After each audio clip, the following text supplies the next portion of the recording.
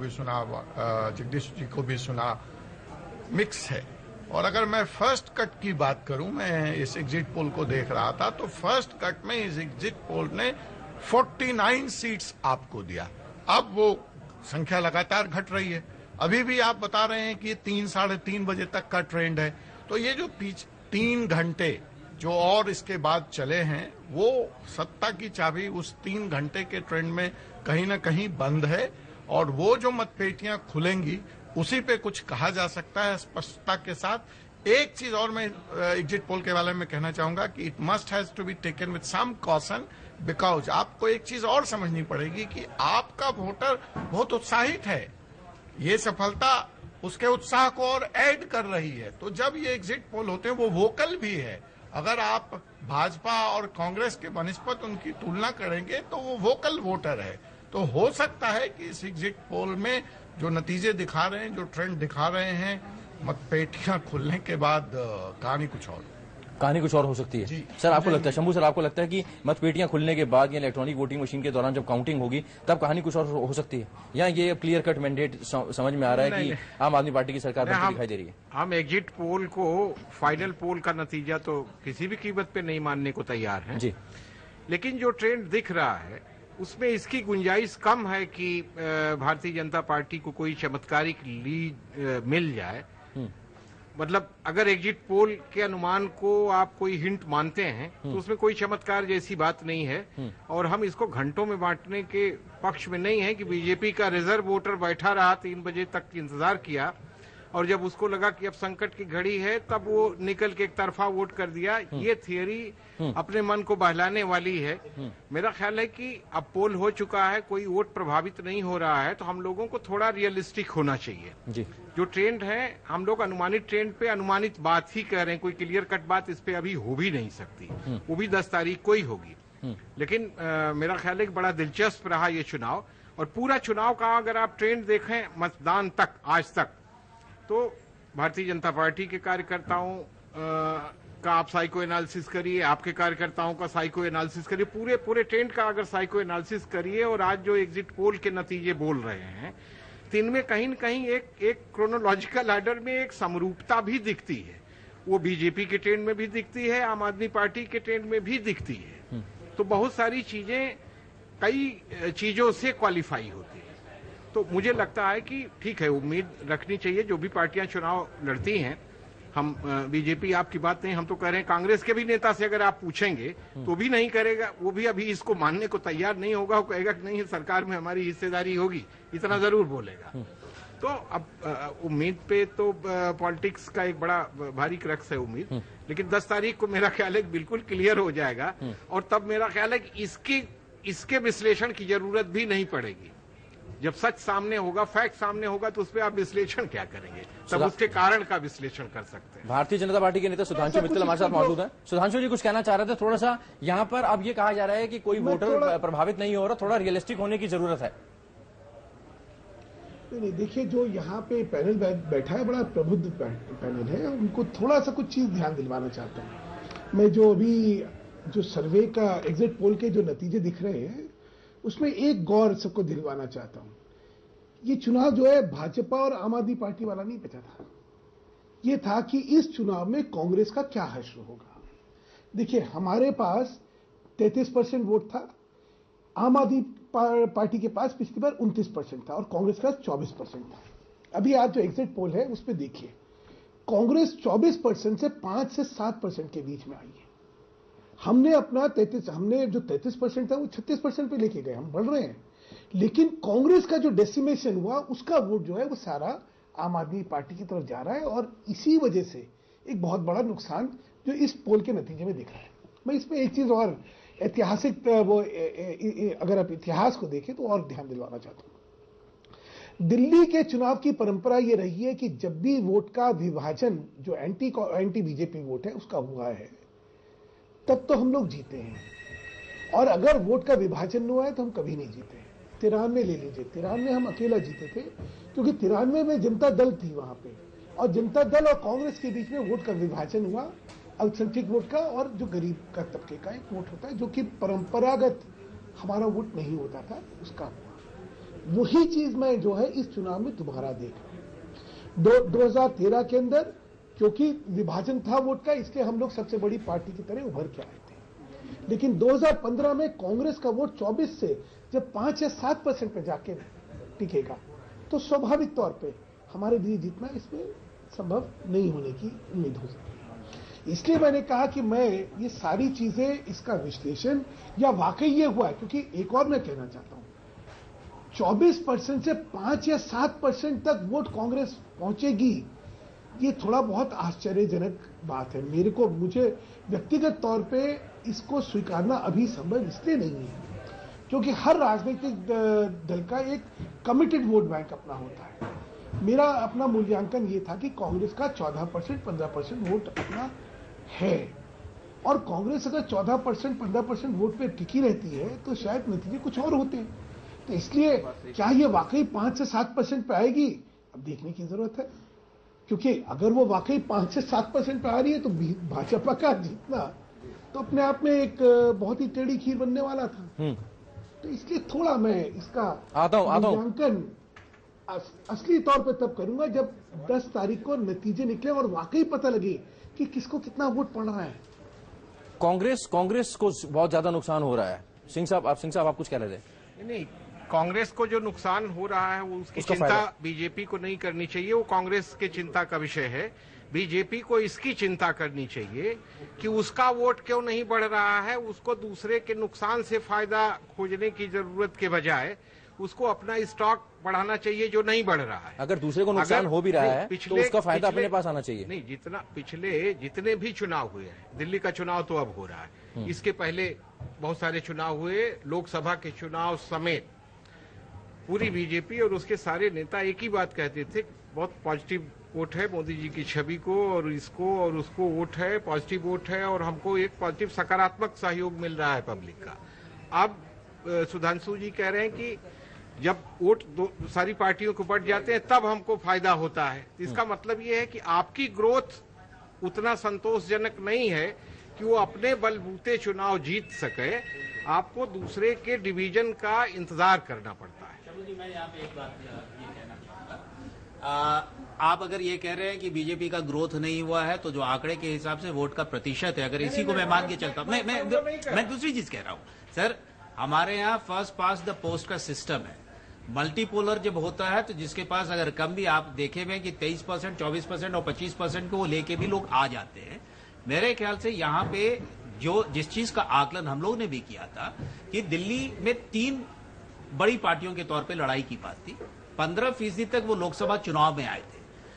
15% से नीचे की ओर अगर वो जितना ज्यादा खिसके होंगे वो कांग्रेस का वो कोर वोट बैंक था जो कि उनके साथ टिका रहा नरेंद्र मोदी के वेव के दौरान भी। और उनका कांग्रेस का जो अपना जो कोर वोट बैंक है वो उन्हीं लोगों का कोर वोट बैंक है जो कि अपने को समाज के जो जिसको कहते हैं पिछड़े हुए तबके, आर्थिक तौर पे हर मामले में जो पिछड़े हुए जो तबके, दिल्ली में अगर हम खासकर बात करें, उनके साथ उनका जुड़ाव है। उन लोगों का अगर एस्पिरेशन लगता है कि वो आम आदमी पार्टी पूरा कर रही है और उन्होंने ये तय किया कि हम उनके साथ जाना चाहते हैं, तो ये कहीं ना कहीं पे इनके कैलकुलेशन से, बीजेपी का जो कैलकुलेशन था, जो मुझको लगता है कि वो 15% से जितना नीचे गए, मुझको लगता है कि जिस तरह से अगर वो 0 और 2 के बीच में आंकड़े बताए जा रहे हैं तो वो 10% के भी नीचे 8% के करीब अगर वोट आ रहा है, तो ये इसका उनको सीधा साधा खामियाजा भुगतना पड़ रहा है। जबकि अगर 33% 2013 में उनको मिला था, अगर ये आंकड़े सही जो दिख रहे हैं तो 40% दिखाया जा रहा है, तो उन्होंने बढ़ाया जरूर है। हाँ, लोकसभा में जितना उनको मिला था उससे 1 से 2% इनका कम हुआ है। ये तो इनके लिए चिंता की बात कह रहा हूँ। मेरा कहना सिर्फ ये है कि भाई जो फार्मूला आप बता रहे हो, अगर ये फार्मूला कायम रहता है, ये सही बीजेपी भी जानती है कि दिल्ली में जो चुनाव हुआ वो बीजेपी वर्सेज रेस्ट का चुनाव था। सारा जो एंटी बीजेपी वोट था वो अरविंद केजरीवाल और उनकी पार्टी के पीछे लामबंद हो गया। अगर यही फार्मूला दूसरी जगहों पे भी अख्तियार किया जाता है, आई मीन बिहार में, उत्तर प्रदेश में और दूसरे पंजाब में, अगर यही होता है कि बीजेपी को सेंटर मान के बीजेपी के खिलाफ पोलराइजेशन किया जाए और जितना एंटी बीजेपी वोट है उसको मोबिलाइज कर लिया जाए। तो बीजेपी के लिए ये अच्छी खबर नहीं होगी पॉलिटिकली। अच्छी खबर बीजेपी के लिए नहीं है, लेकिन कांग्रेस के लिए भी अच्छी खबर नहीं है। प्रणब जहां हमारे साथ मौजूद है, आपका एग्जिट पोल के ऊपर सबसे पहला रिएक्शन। कांग्रेस को कुछ यहाँ पर सर्वे कुछ एजेंसी जो है वो 0 सीट भी दे रही है, कुछ 2 सीट दे रही है, कुछ 3 सीट दे रही है। मैं इस पे अपनी प्रतिक्रिया अभी रोकना चाहूंगा। मैं इंतजार करूंगा 10 तारीख का। मैं ये जरूर आप सबको वो आप नतीजों पर प्रतिक्रिया देंगे। मैं आपको कॉशन जरूर करूंगा। मैं आपको कॉशन जरूर करूंगा। अब मतों के प्रतिशत में भी मैंने देखा कि कुछ लोगों ने 11% दिए हैं, कुछ लोगों ने 19% भी दिए हैं। मैं कॉशन करूंगा कि आप कहां गलती हो सकती है आप लोगों से, वो ये कि ओवरऑल कांग्रेस आज पार्टी मजबूत नहीं लग रही हो, लेकिन आज आप इंडिविजुअल इलाके में जाएंगे, विधानसभा सीटों पर जाएंगे, तो कई सीटों पर जो है हमारे उम्मीदवार बहुत मजबूत हैं। तो वो जो है ये ओवरऑल आपको उसमें परिलक्षित नहीं होगा। वो वहां आपसे गलती हो सकती है और हमारा ये मानना है कि हम पहले से बेहतर प्रदर्शन करेंगे। 2-4 सीट गिना दीजिए ऐसी जहां पर आपके उम्मीदवार ताकतवर। मैं 2-4 नहीं, हमने अब जो अपना आकलन किया था लगभग 20 सीटें हैं जहां की हम मोर देन इवन चांस हम कंसीडर कर रहे थे। ये बात जरूर हो सकता है कि अगर वोट का डिवीजन हुआ है, जो कि हम शुरू से 10 दिन पहले 15 दिन पहले से हम ये बात कहते रहे हैं कि कांग्रेस मुक्त भारत करने में केजरीवाल कहीं ना कहीं मोदी जी की मदद कर रहे हैं, भाजपा की मदद कर रहे हैं, जैसे इन दोनों की कोई सांठगांठ हो। और ये जो मित्तल साहब जो बात कर रहे थे, अभी सुधांशु जी जो बात कर रहे थे, उन्होंने उसी बात की तरफ इंगित किया कि जब भी सेक्युलर वोट जो है डिवाइड होता है तो बीजेपी को फायदा होता है। तो इनका प्रयास अगर कहीं एमआईएम अगर चुनाव लड़ती है या नए लोगों को ये लाके पंजाब में बसपा से कोई चुनाव लड़ाते हैं और ये प्रमोट करते हैं, लोगों को उत्साहित करते हैं कि वोटों का डिवीजन हो, तो ये ज्यादा लंबा समय तक चलने वाला नहीं है। दिल्ली की जनता हो सकता है अगर जिस तरह से आप एग्जिट पोल आपका दिखा रहा है, अगर ऐसे परिणाम होते हैं तो हम ये जरूर मान सकते हैं कि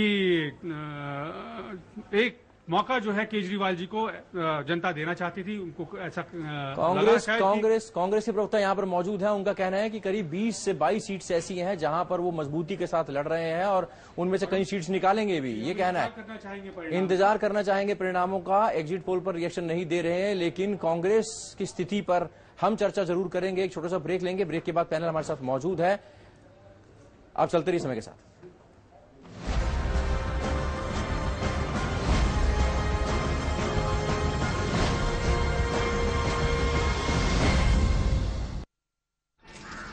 प्रियंका भारती, हाँ। ए शारदा, विमल और हरिया सभी धराओ। ये प्रियंका, बहुत नाम है इनका। अपनी इज्जत और सफाई की खातिर अपने निकाह के दूसरे दिन ससुराल छोड़ने की हिम्मत दिखाई और अपने मर्द से बैतुल खुला बनवाने की मांग की। सुना उसने? जब सोच और इरादा नेक हो तो सब सुनते हैं, जैसे उसके मर्द ने सुना। स्वच्छ भारत मिशन, एक कदम सफाई की तरफ। आप भी अपने घर में बैतुल खुला बनवाएं और इस्तेमाल करें। जहाँ सोच वहाँ किंग आयुर्वेदिक तेल, जो बना है 16 खास आयुर्वेदिक तत्वों से। रखे मेरे बालों का ख्याल और बाल रहे लंबे, काले और घने। Kesh king, the king of hair oil.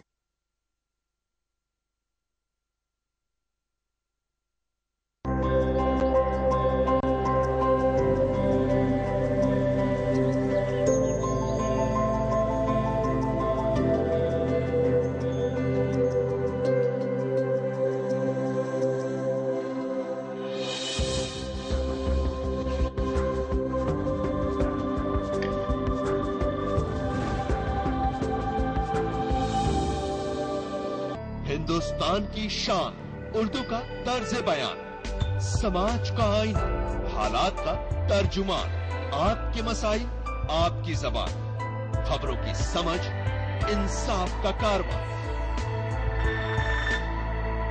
आलमी समय, सच की पहचान। बदलते हुए आलमी मंजरनामे और मुस्लिम दुनिया का मुकम्मल जायजा, मुल्क के सियासी उथल पुथल का गैर जानिबदाराना तज्जिया, रियासतों की सियासी व समाजी सरगर्मियों पर बहस, अदब का निगार खाना, मजहब और माहौलियात पर मालूमाती मज़ामीन, हर हफ्ते नए मौज़ूआत और नए रंग के साथ मुस्बत और तामीरी सहाफत का अलंबरदार उर्दू हफ्तरोजा आलमी सहारा, यानी समाज और सियासत का जामे जहानुमा। इंटरनेट पर भी कर सकते हैं इसका नजारा। लॉग ऑन करें www.almisahaरा.com। almisahara.com। समय परिवर्तन है, समय संजीवनी है, समय मनुष्य है, वर्तमान है, भविष्य है, मासूम ममता की मीठी सी झपकी है। समय सभी का है, समय तुम्हारा है, हम समय, ये समय हमारा है। रहिए समय के साथ।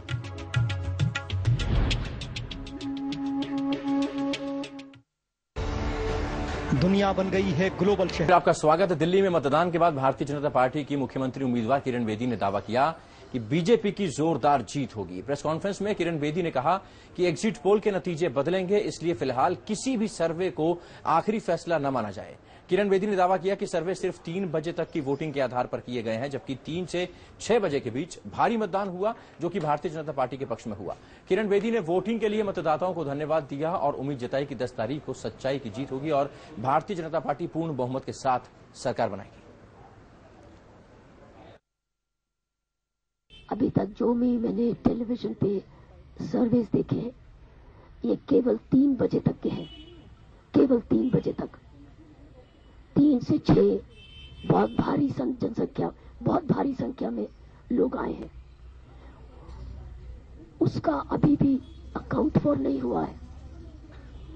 मैं समझती हूं कि हमको 10 तारीख तक वेट करना चाहिए और 10 तारीख के फैसले तक वेट करना चाहिए।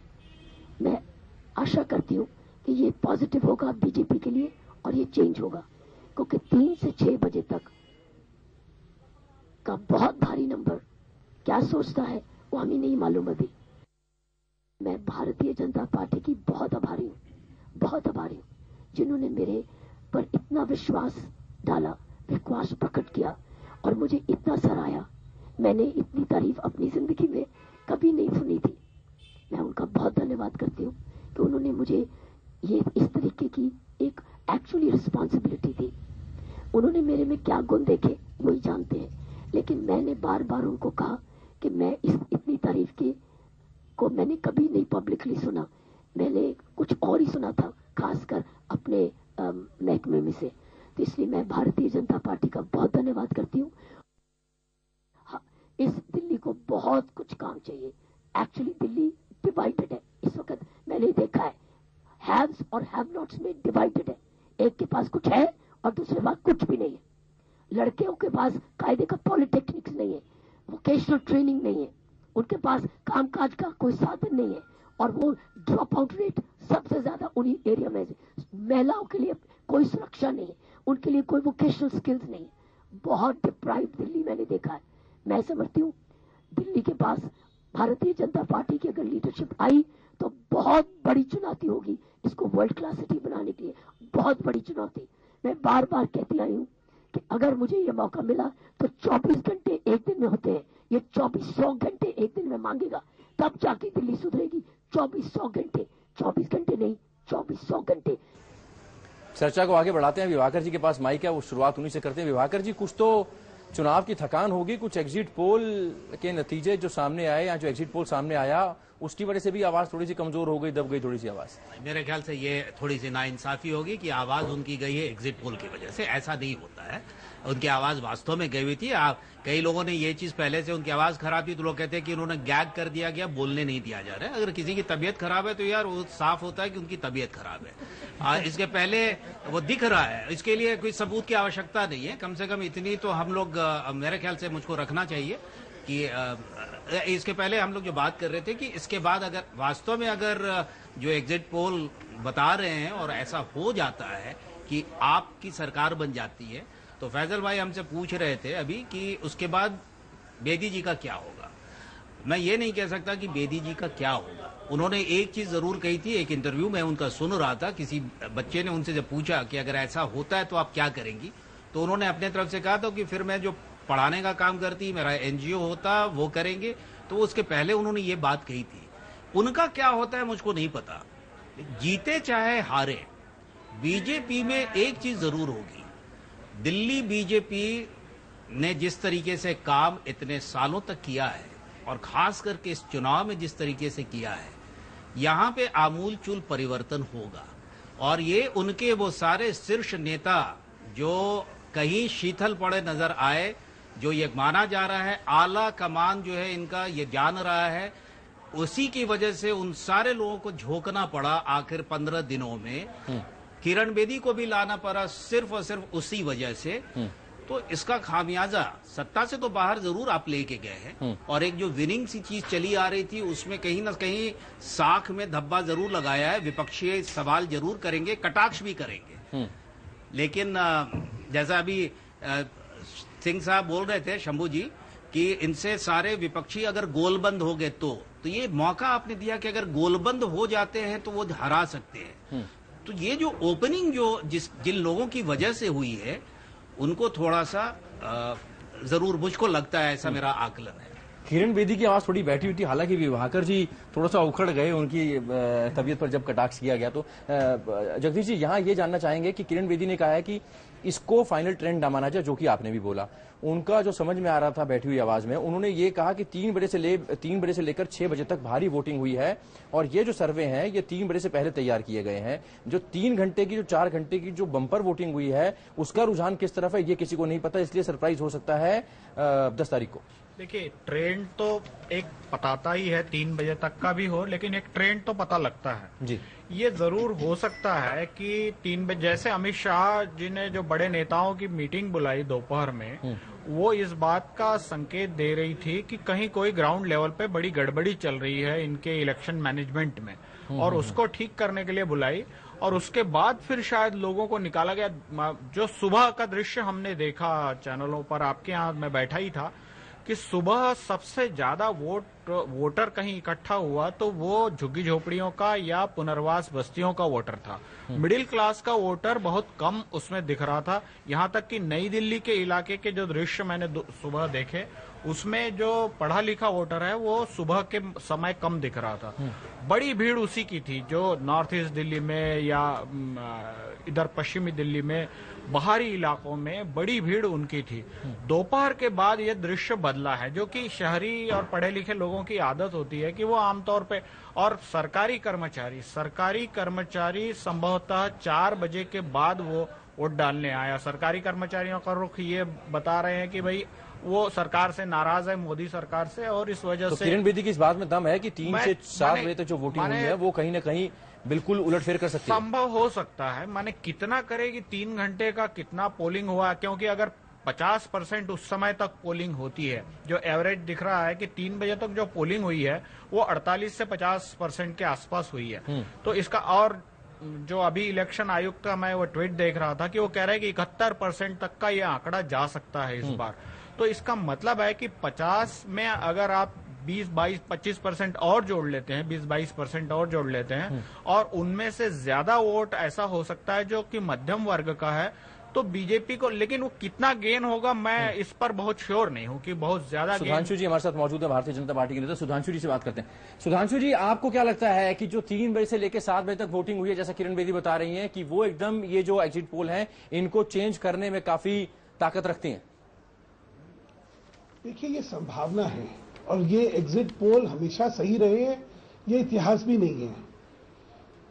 मैं खुद सेफोलॉजी में बहुत एक्टिव रहा हूं और सेफोलॉजी समझता हूं, इसलिए ये मैं बता दूं कि अभी तक कोई ऐसी मेथोडोलॉजी नहीं है, क्योंकि सैंपल साइज इतने छोटे होते हैं कि एक्यूरेटली क्या हुआ उसको प्रेडिक्ट करना बहुत बहुत मुश्किल होता है। और लास्ट मिनट का जो सर्ज है वो अर्बन जो मिडिल क्लास वोटर है, जो भाजपा का पारंपरिक वोटर है, उसका हुआ है इसमें। ये भी एक अपने आप में सत्यता है। अब उसका कितना प्रभाव पड़ेगा, कितना, देखिए, मैं जैसा शुरू में चालू करा था कि मैं इस समय एक ब्रवडो का स्टैंड देके ये कहूं ये सब गलत है, ये भी ठीक नहीं होगा। 10 तारीख को ही वाकई असलियत पता लगेगी, लेकिन ये जो पोल, एग्जिट पोल है, यही सत्य है, और हम लोग हार गए, ये भी सही नहीं है, क्योंकि बहुत अक्सर सत्य कुछ और निकला है। अगर पिछली बार आप विधानसभा का ले लीजिए, एग्जिट पोल जो है महाराष्ट्र में हमें कितनी सीटें दिखा रहा था, क्या निकली। एग्जिट पोल जो है झारखंड में हमें कितनी सीटें दे रहा था, 53-54 सीटें दे रहा था, नहीं निकली। तो बहुत जरूरी नहीं है कि एग्जिट पोल जो दिखा रहा है वही सत्य हो। और जैसा कि किरण बेदी जी ने कहा कि उसके पीछे एक तथ्य है, और तथ्य है कि जो 3 बजे के बाद जो नामुमकिन हमेशा हुआ है, आप सब जानते हैं दिल्ली को, कि जो शहरी मिडिल क्लास वोटर है, जो हमारा वोटर जिसको हम हमेशा मानते हैं, वो देर से निकलता है। लेकिन मैं जैसे पहले चालू करा था कि इतनी बड़ी संख्या में जब वोट पड़ती है तो कहीं यह भी संभव है कि भाजपा का समर्थन वाला जो वोटर है, जो अमूमन नहीं तो आसानी लेता है कि जाए नहीं जाए, वोट करे नहीं करे, कहीं इस उसमें कि अगर वोट नहीं करा तो भाजपा का नुकसान हो सकता है, देश का नुकसान हो सकता है, ये सोच के वो बड़ी मात्रा में आखिर में निकला। ये भी अपने आप में संभावना। चलिए सुधांशु जी, आऊंगा आपके पास। अजय जी हमारे साथ मौजूद है, वरिष्ठ पत्रकार। अजय जी, आपका रिएक्शन इस पर? नहीं, देखिए, मैं बार बार एक ही बात इस ट्रेंड को कह रहा हूं कि एक कौशन की तरह लिया जाए, क्योंकि एक बात मुझे भाजपा बने रहने का कोई औचित्य नहीं है। बाकी वो फैसला तो उनको लेना है, लेकिन अब वो आप अगर बर्खास्तगी की चिट्ठी जा चुकी है तो कितने लोगों की बर्खास्तगी की, कितने लोगों की बर्खास्तगी, हम कितना मंत्री का इस्तीफा कर रहे हैं। और हम जो कहा शायद आपने सुना नहीं कि ये तो लिखने में देर लगा, हम लोगों ने तो विधायक दल के बैठक में ही फैसला कर लिया था, हम लोग वही घोषणा कर रहे थे, लेकिन फिर हमारे राष्ट्रीय अध्यक्ष और नेता उतर के चल दिए, वरना हम लोग ये सोच के गए थे कि वही इस्तीफा की घोषणा करेंगे।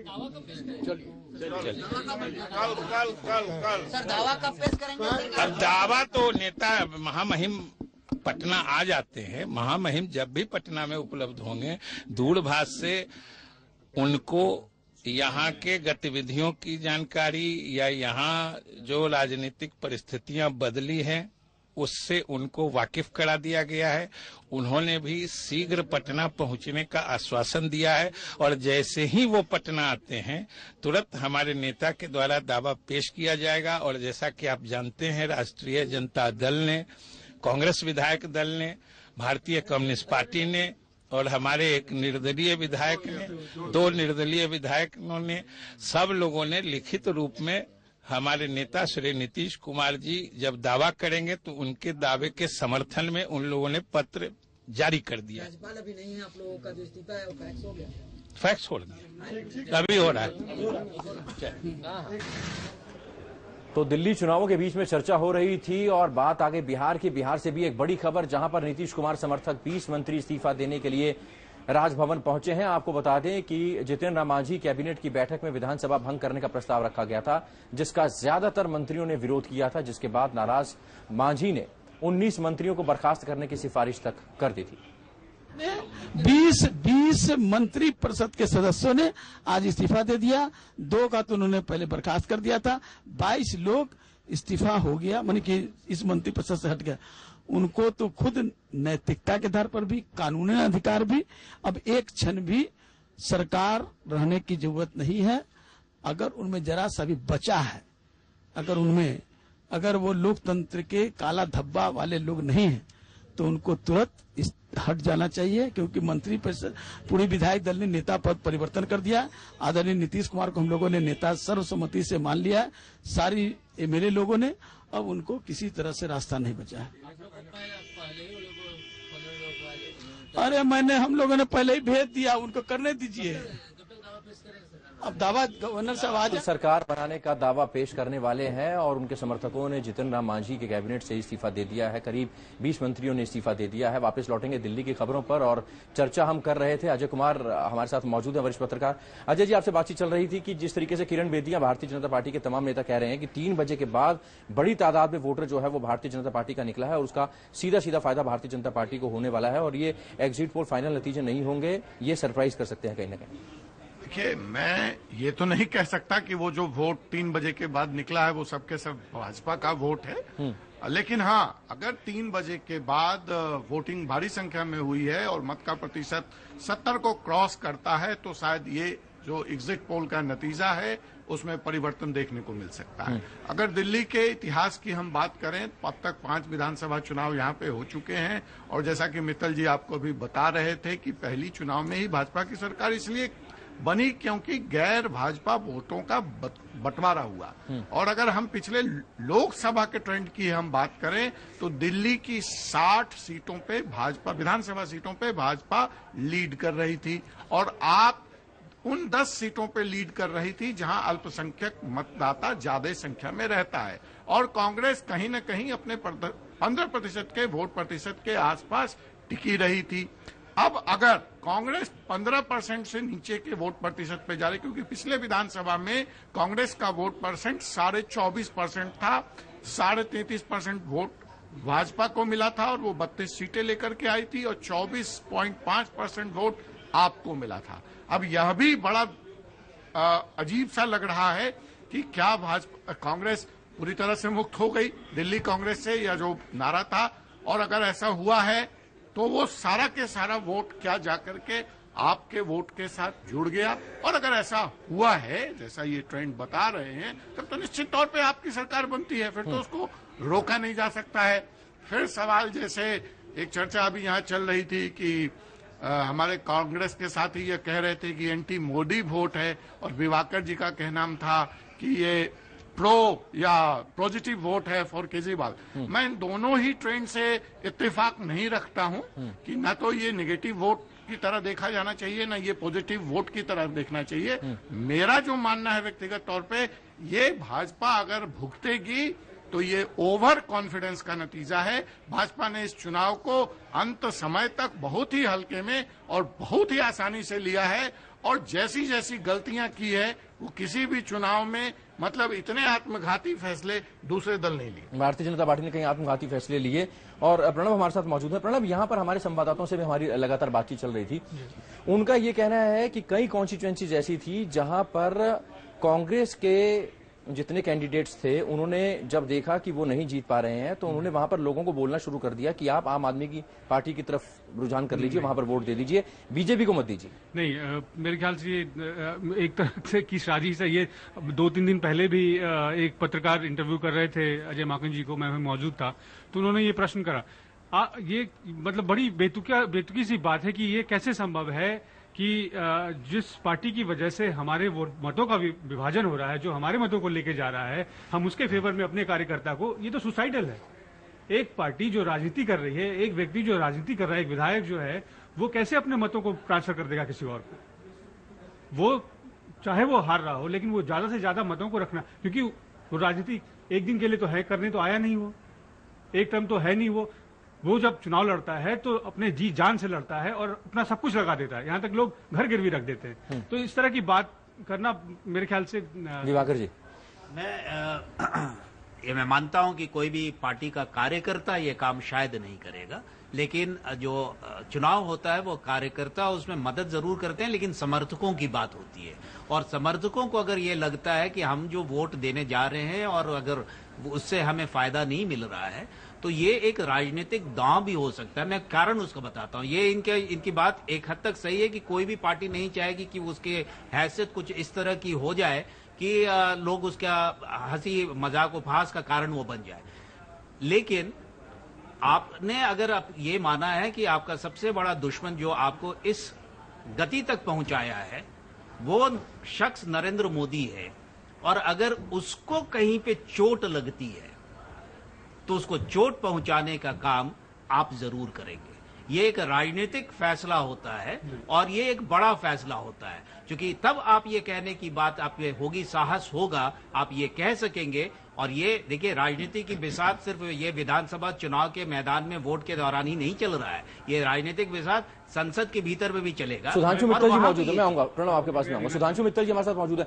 सुधांशु जी, इस पर आपका रिएक्शन? हमारे संवाददाताओं ने ये देखा, हालांकि कांग्रेस ये कह रही है कि ऐसा किसी कीमत पर नहीं हो सकता है, लेकिन यहां पर यह बात सामने आ रही है कि भारतीय जनता पार्टी को रोकने के लिए जहां जहां कांग्रेस को लग रहा था कि उनके कैंडिडेट जो हैं वो हार रहे हैं, खुद कैंडिडेट्स ने, उनके समर्थकों ने कहना शुरू कर दिया कि आम आदमी पार्टी को वोट दे दीजिए। ये संभावना हो सकती है, क्योंकि भाजपा को रोकने के लिए आपने देखा होगा कि 2013 में जिस पार्टी ने उनको सबसे ज्यादा गाली दी, जिस पार्टी ने उनको भ्रष्ट, चोर सब कुछ बतलाया, उस पार्टी को बिना मांगे इन्होंने समर्थन दे दिया था। तो इसमें कौन सी बड़ी बात है कि इस समय भी ये देखते हो कि भाजपा को रोकना है क्योंकि राष्ट्रीय स्तर पे हमारा और इनका मुकाबला है, तो किसी भी तरह हमें रोकने के लिए जो भी जीत सकता है उसको जिता दो, तो ये संभव है। लेकिन खुद के पैर पे कुल्हाड़ी मारी होगी, ऐसा मेरा मानना है। मित्तल साहब, और जैसा कि बार बार निकल रहा है जी मित्तल साहब, मैं निवेदन कर रहा, बार बार निकल रहा है, मैं निवेदन कर रहा था महाराज, मैं निवेदन कर रहा था कि अभी आप जो हैं राजनीतिक उत्थान पर हैं, आप बड़े आराम से हैं, आपके ऊपर कोई जो है किसी क्राइसिस आपको सामने नहीं दिख रहा, तो आप मजेदार टिप्पणियां कर रहे हैं। पर मैं आपसे ये पूछना चाहता हूं कि ये कैसे संभव है कि कोई पार्टी अपने वोट बैंक को, जो उसकी जमीन है, वो किसी और को दे देगी, अपने प्रतिद्वंदी को दे देगी? ये कब हुआ? झाजी, आपने बहुत ये कैसे हो सकता है? आपने जो बात, हाँ झाजी, आप जो बात करें बहुत अच्छी बात कह रहे हैं। और जब आपने इनका समर्थन करा था तब हम लोग यही सोचते थे जी, क्योंकि आम आदमी पार्टी का अगर ग्रोथ हुआ था तो वो आप ही की कॉस्ट पे हुआ था। मैं उस बात का जवाब दूं आपको। आपने इनको समर्थन, और सुनिए एक सेकंड में खत्म कर लूं, मैं प्रश्न रख देता हूं, फिर आप जवाब दीजिए। पूरा प्रश्न रखता हूं। और उस समय आप ही के कॉस्ट पे जो पार्टी आगे बढ़ी थी, उस पार्टी को जो समर्थन लेने में भी आपको गाली दे रही थी, आपके आत्मसम्मान को ठेस पहुंचा रही थी, उसके बावजूद भी आपने उस पार्टी को समर्थन दिया था जी। तो क्या कारण था? सिर्फ एक ही कारण था ना? मैं उत्तर दूं? किसी भी कॉस्ट पे, किसी भी कीमत। हाँ जी, मैं आप ये देखें कि एंटी करप्शन मूवमेंट का इस देश में शुरुआत होना, ये कहीं ना कहीं इसका आपको फायदा था। आपने उसमें बढ़ चढ़कर हिस्सा लिया, सामने से नहीं, पीछे से। क्या ये बात गलत है कि विश्व हिंदू परिषद ने रामलीला मैदान में आपका सपोर्ट किया?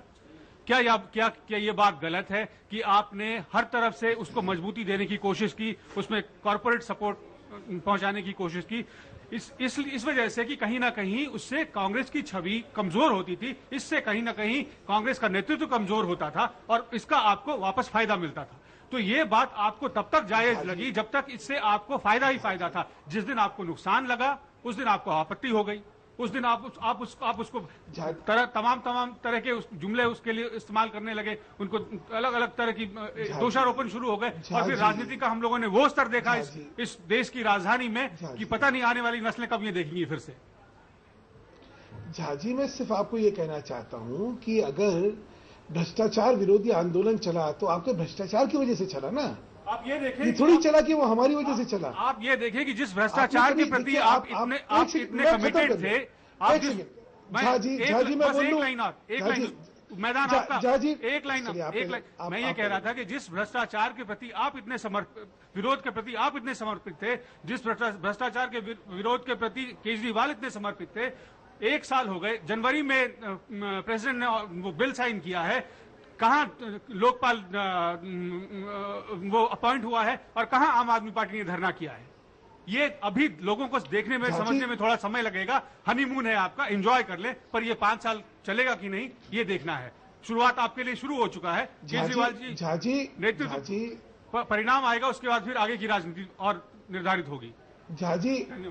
झाजी, इसका जवाब तो अरविंद केजरीवाल जी दें कि लोकपाल के बारे में उन्होंने सरकार छोड़ी थी और उसके बाद दोबारा लोकपाल का जिक्र ही नहीं करा, ये तो वो जवाब दें। लेकिन प्रश्न क्या है?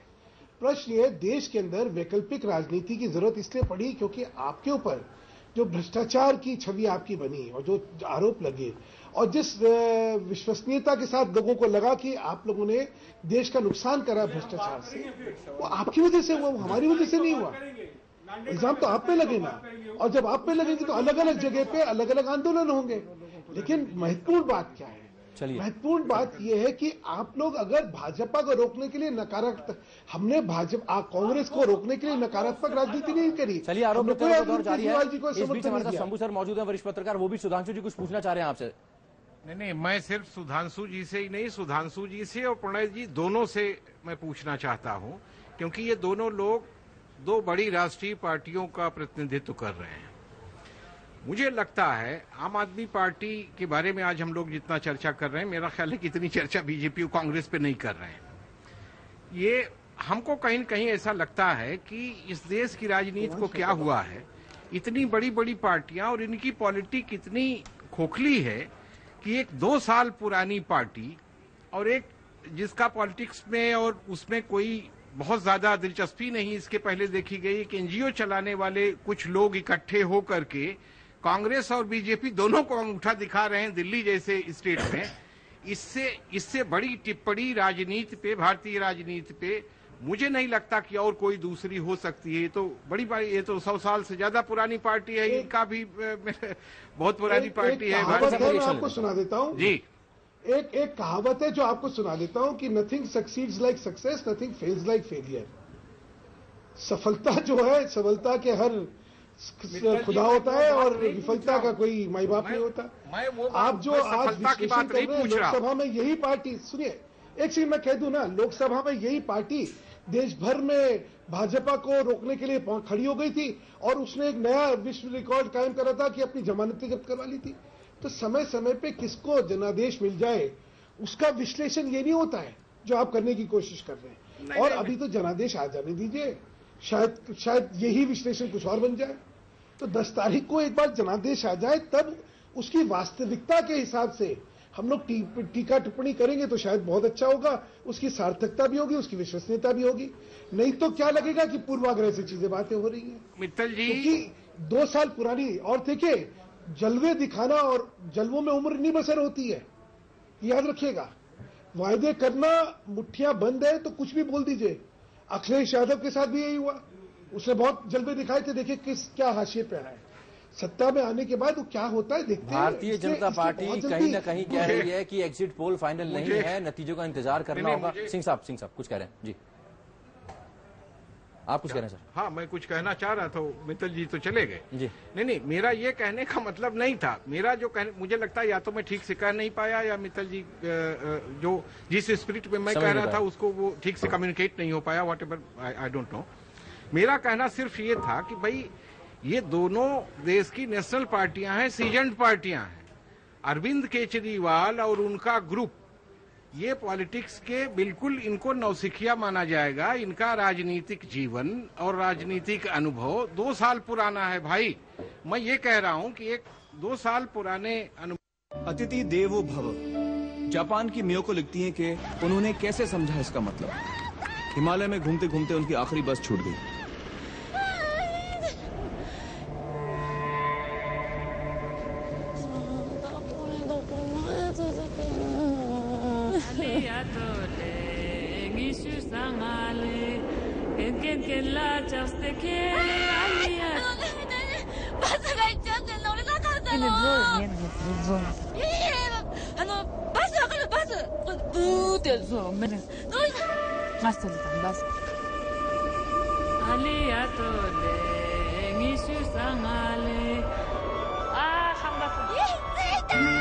मियोको कहती है कि वो भारत बार बार आएंगी और जब भी आएंगी कुंजुंग आंटी से जरूर मिलेंगी।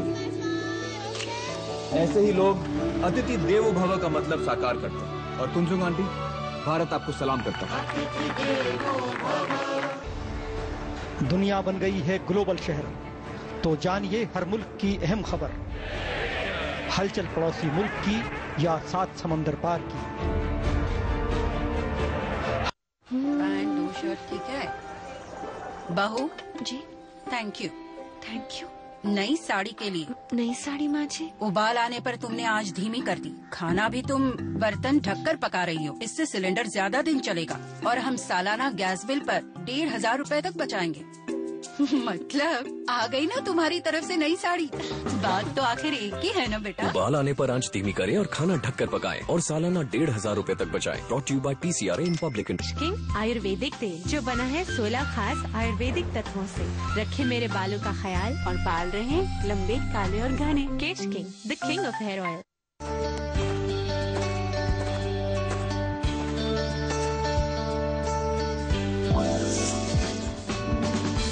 जी हाँ, किसान विकास पत्र वापस आ गया है। 100 महीने में निवेश दुगना, 2.5 वर्ष बाद भुगतान की सुविधा। संपर्क करें अपने नजदीकी डाकघर से।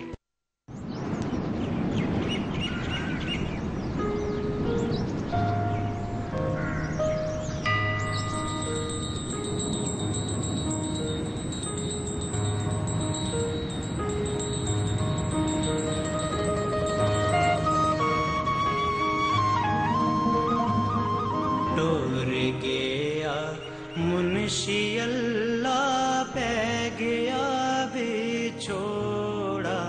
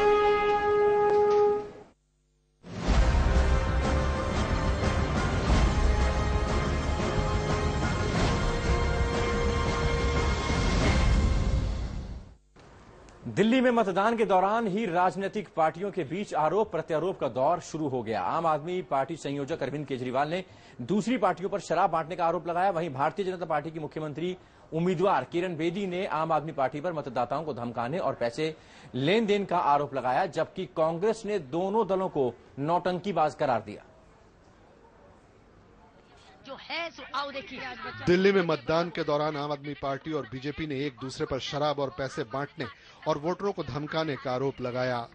बीजेपी के मुख्यमंत्री पद की उम्मीदवार किरण बेदी ने मोबाइल पर वो क्लिप दिखाई जिसमें लोग आम आदमी पार्टी के लोगों के धमकाने की बात कर रहे हैं।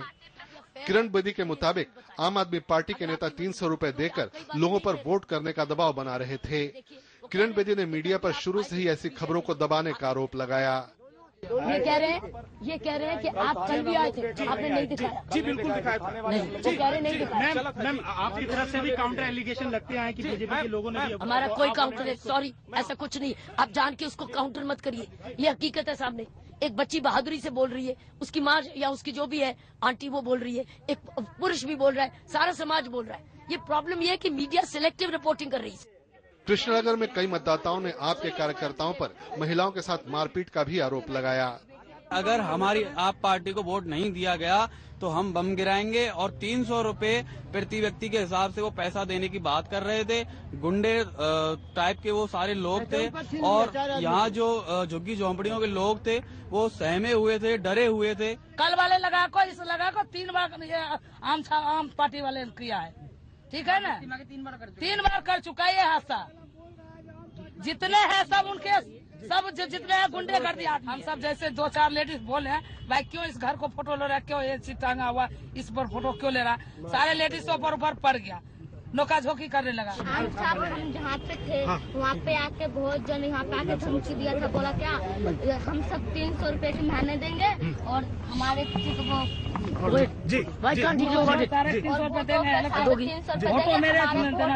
हमारे वोट दो और खाने का सारे सामान भी। और आके यहाँ पे 3-4 आदमी को और काट भी ले गए, यहाँ पे आकर धमकी भी दिए थे, सारे फोटो खींच ले गए।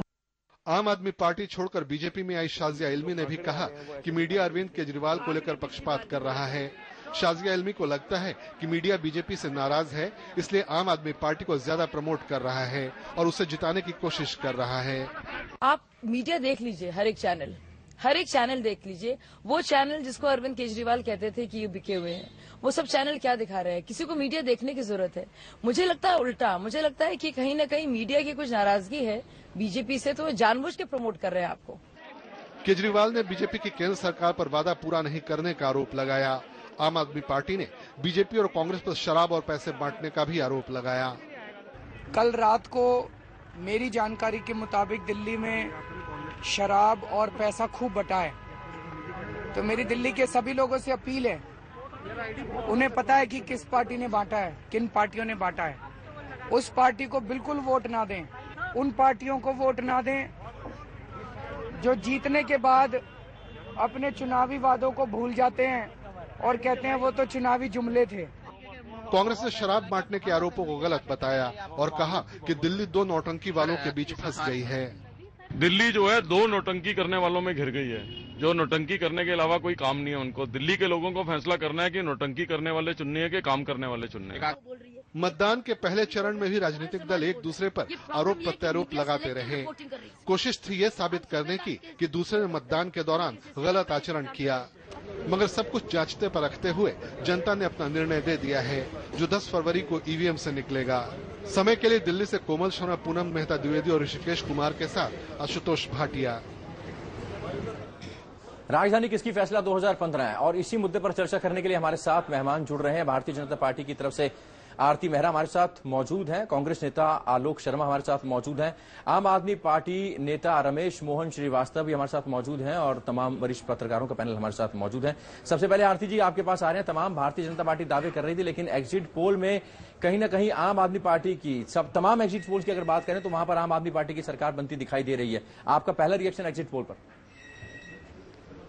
देखिए, मेरा पहला रिएक्शन ये है कि लोकतंत्र में जनता जनार्दन होती है और उसका सब फैसला जो है वो सिर्फ माथे होता है। हम संघर्षों से उभरी हुई पार्टी है, हम लगातार संघर्ष करते रहे हैं और दिल्ली के लिए और देश के हित में संघर्ष करते रहेंगे। लेकिन मेरा अभी भी मानना है कि ये एग्जिट पोल है, अभी जो हमारा आंकलन है उसके हिसाब से शायद हम 40 के आंकड़े तक आ पाए। मैं अभी भी ऐसा मानती हूं, मैं आशावादी हूं। और जिस तरह से हमारा काम हुआ है, काडर ने काम किया है, पूरी बूथ स्तर पे जाके काम हुआ है, तो मुझे ऐसा लगता है कि हमें सरकार बना लेनी चाहिए। लेकिन अगर ऐसा नहीं होता और मान लेते हैं कि जो आपके एग्जिट पोल आए हैं और उसके मुताबिक नतीजे आते हैं ±5-6, तो मुझे लगता है कि उसमें फिर हमें गंभीर चिंतन करने की जरूरत है, हमें विश्लेषण करने की जरूरत है। और वो विश्लेषण हम अपने बंद कमरे में अपने नेतृत्व के साथ, अपने कार्यकर्ताओं के साथ बैठ के, हम सब बैठ के इसका विश्लेषण जरूर करेंगे।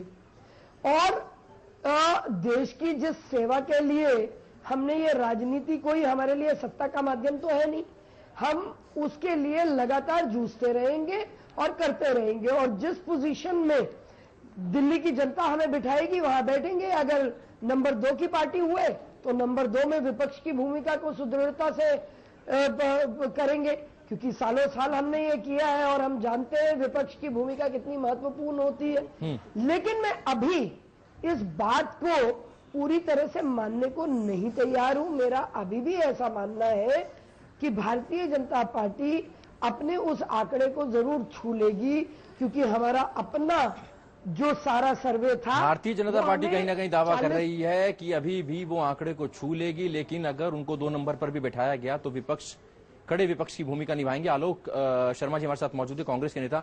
आलोक जी, आपका रिएक्शन, आपको तो कहीं सर्वे जो है, कहीं एग्जिट पोल जो है वो 0 और 1-2 सीट दे रहे हैं। देखिए, ठीक है, लोगों ने एग्जिट पोल किया है, जो भी कंपनीज हैं उन्होंने मेहनत की है, लेकिन आप देखिए कि ओपिनियन पोल और एग्जिट पोल में कितना डिफरेंस आ गया है। और 5-6 जो एग्जिट पोल आए हैं उनमें से 5 में से 5-6 में से किस तरह से उनके अंदर भी डिफरेंसेस आ रहे हैं। और ये मैक्सिमम जो एग्जिट पोल्स हैं 3 बजे के आसपास के हैं, उसके बाद के नहीं हैं। खैर, उन चीजों से भी बहुत ज्यादा फर्क नहीं पड़ेगा। फिर भी मुझे उम्मीद है कि कहीं ना कहीं दिल्ली जो है पुनः हंग असेंबली की तरफ बढ़ रही है। भारतीय जनता पार्टी का कहना है कि कांग्रेस मुक्त हो गई दिल्ली। नहीं, मुझे ऐसा नहीं लगता है। जिस तरह के आंकड़े आ रहे हैं और जिस तरह का जोश खरोज आज वोट डालने के समय पर वोटर्स ने दिखाया है कांग्रेस के पक्ष में, जिस तरह के आंकड़े आ रहे हैं उनमें कहीं ना कहीं तारतम्यता की कमी नजर आती है मुझे। एस सिंह हमारे साथ मौजूद है। सिंह साहब, यहाँ पर कांग्रेस के नेता कह रहे हैं कि हाँ, हंग असेंबली की तरफ दिल्ली जाती दिखाई दे रही है, आपको लगता है ऐसा? असल में जो सारा राजनीतिक सिनेरियो है उसमें कांग्रेस निश्चित तौर पे हंग की उम्मीद करेगी। वो अपने जीतने की उम्मीद तक करने से बच रही है। स्थिति में नहीं है। मतलब आमतौर पे होता क्या है, जब तक परिणाम आखिरी नहीं आ जाते कोई पार्टी हार मानने को तैयार नहीं है जी। लेकिन अगर कांग्रेस पार्टी ऐसा महसूस करती है कि नहीं, जीत किसी को नहीं मिलेगी, तो उसमें कांग्रेस भी इंक्लूडेड है, तो इसका मतलब है कि कांग्रेस जीत की उम्मीद उसने छोड़ दिया है रिजल्ट निकलने के पहले। नंबर 1। नंबर 2, आरती मेहरा को मैं सुन रहा था अभी, तो उनका पूरा सुन के ये लग रहा था कि जैसे फाइनल रिजल्ट आ गया हो और उनकी पार्टी हार गई हो। जिस तरह से वो कंसोल अपने आप को कर रही थी कि हमको जनादेश का सम्मान आदमी तभी करता है, ये सब बातें तभी बोलता है जब चुनाव परिणाम उसके खिलाफ जाते हैं, तब वो नंबर 2 की भूमिका की उपादेयता और उस जो विपक्ष का जो महत्व है उसको तब समझ में आता है। भारतीय जनता पार्टी वैसे लंबे समय तक विपक्ष में रही है तो वो उसके महत्व को ज्यादा अच्छे से समझती है। अभी सत्ता में आए तो इनको 8 महीने हुए, 15 साल दिल्ली विपक्ष में थे, उसके पहले 10 साल सेंटर में विपक्ष में थे। तो विपक्ष की भूमिका अगर आरती जी को ठीक से, वो निश्चित तौर पे उसके महत्व को बढ़िया से समझती है। बट मुझे लगता है कि ये एग्जिट पोल कुछ इस तरह का आया है कि हमारी ये दोनों राष्ट्रीय पार्टियों को समझ में नहीं आ रहा कि इस पर रिएक्ट कैसे किया जाए। न इसको ठीक से एक्सेप्ट कर पा रहे हैं, न ठीक से इसको रिजेक्ट कर पा रहे हैं।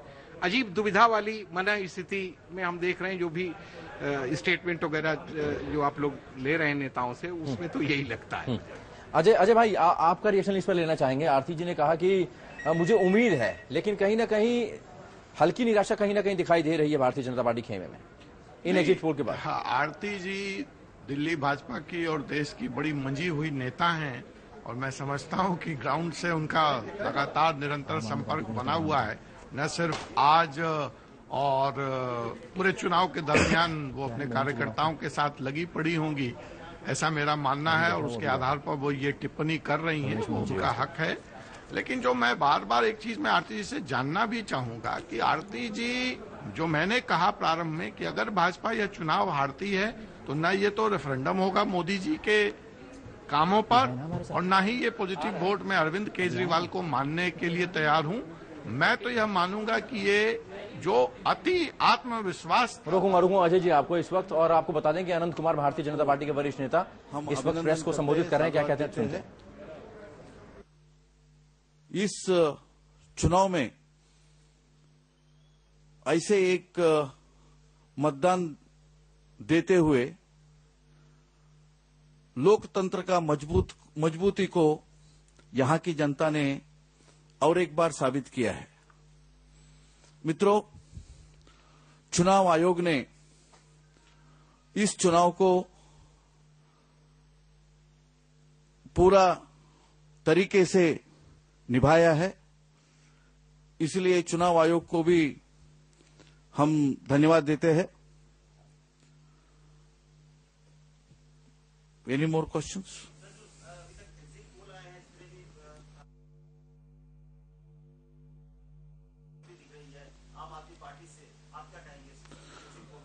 देखिए, मैं आज शाम को भी कह चुका हूं, एग्जिट पोल्स अपने जगह पर है। हर चुनाव में एग्जिट पोल्स को दिखाते हैं, लेकिन हम जमीनी हकीकत को जानते हैं और हमारे कार्यकर्ता उन्होंने पूरा दिन भर इस चुनावी प्रक्रिया में भाग लिए थे। वो गवाह है, भारतीय जनता पार्टी के समर्थन में दिल्ली के जनता ने रिकॉर्ड तोड़ मतदान किया है और हमें लगता है 10 तारीख तक हमको इंतजार करना चाहिए। भारतीय जनता पार्टी 100% जीतेगी और सरकार बनाएगी। हमारा असेसमेंट, भारतीय जनता पार्टी को पूर्ण बहुमत मिलने वाली है।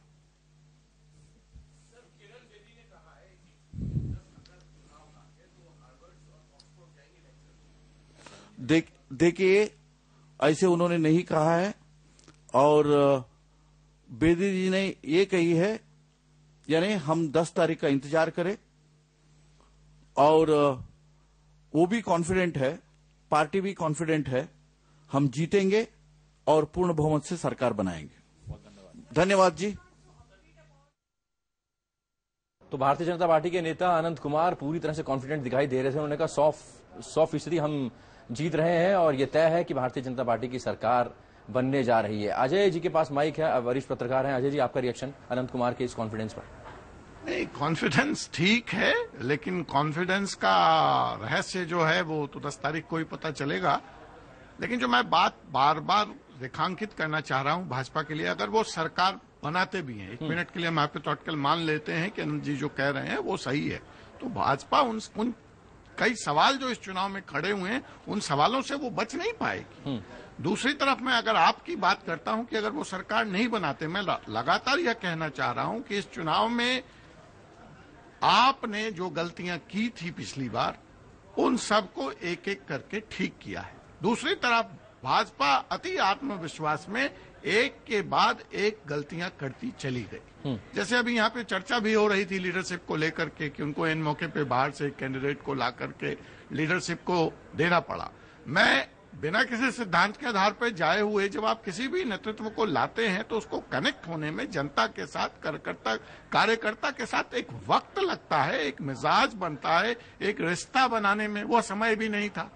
तो कहीं ना कहीं ये कदम आत्मघाती होगा। जो भाजपा का दूसरा ओवर कॉन्फिडेंस कि सबसे बाद में कैंडिडेट का लिस्ट लाना, सबसे बाद में प्रचार शुरू करना, ये दूसरी भारी गलती गिनी जाएगी। नहीं तो आज ये नतीजा शायद देखने को ना मिलता। और क्या क्या गलतियां की हैं, इस पर भी हम आएंगे।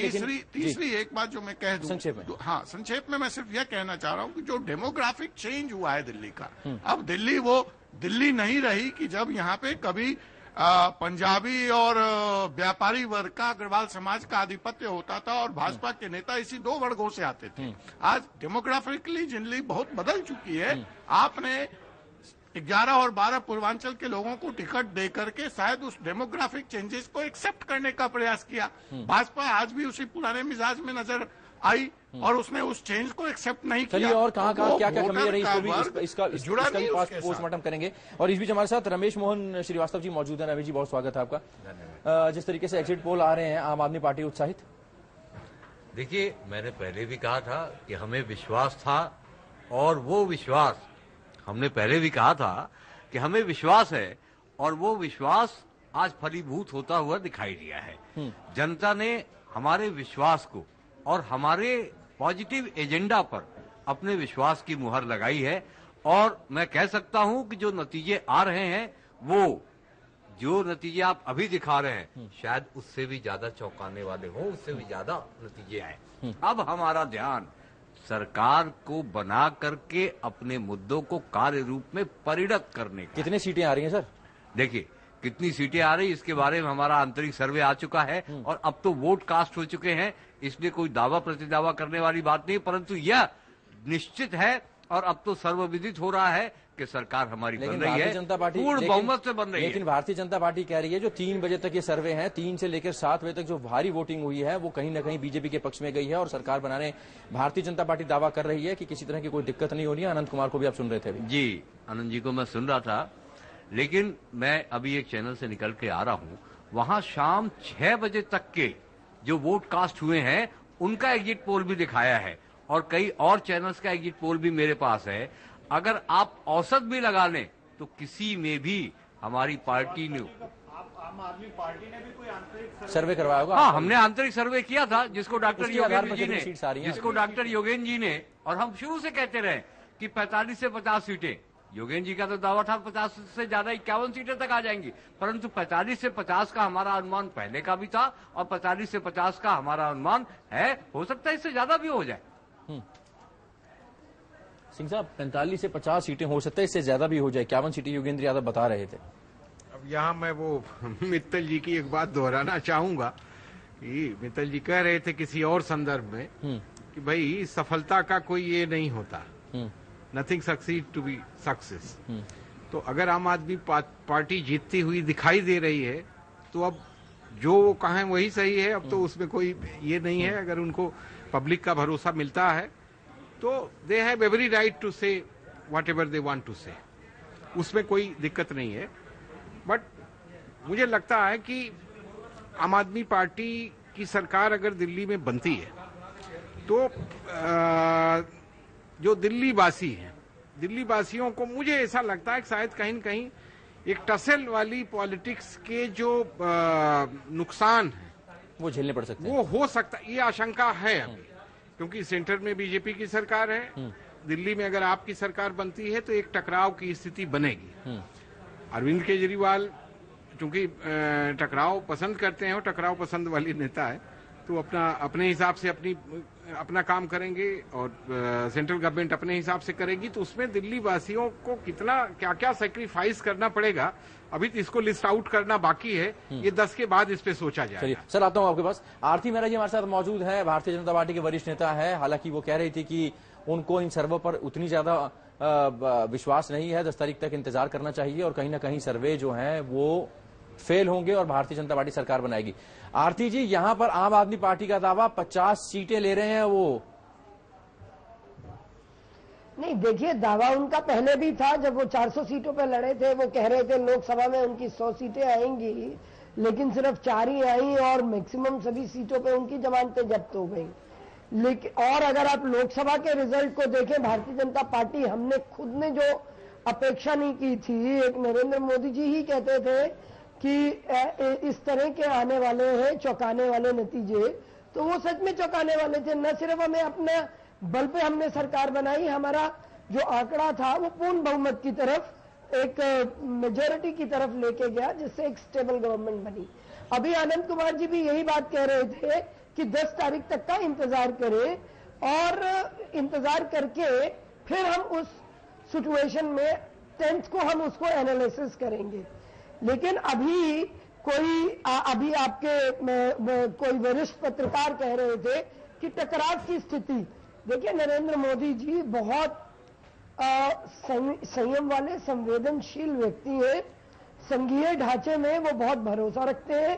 फेडरल सिस्टम में वो खुद मुख्यमंत्री रहे हैं 3 बार, उन्होंने समस्याएं देखी हैं और उन चीजों को अपने साथ खुद देखा है। तो मुझे नहीं लगता कि नरेंद्र मोदी जी किसी भी सिचुएशन में किसी भी तरह का कोई भेदभाव करेंगे। आफ्टर ऑल वो देश के प्रधानमंत्री हैं और वो एक बड़े मन के, बड़ी सोच के व्यक्ति हैं, तभी उन्होंने अपने इतने व्यक्तित्व को इतना बड़ा करके उस स्तर तक वो पहुंचे हैं। वो बात दूसरी है।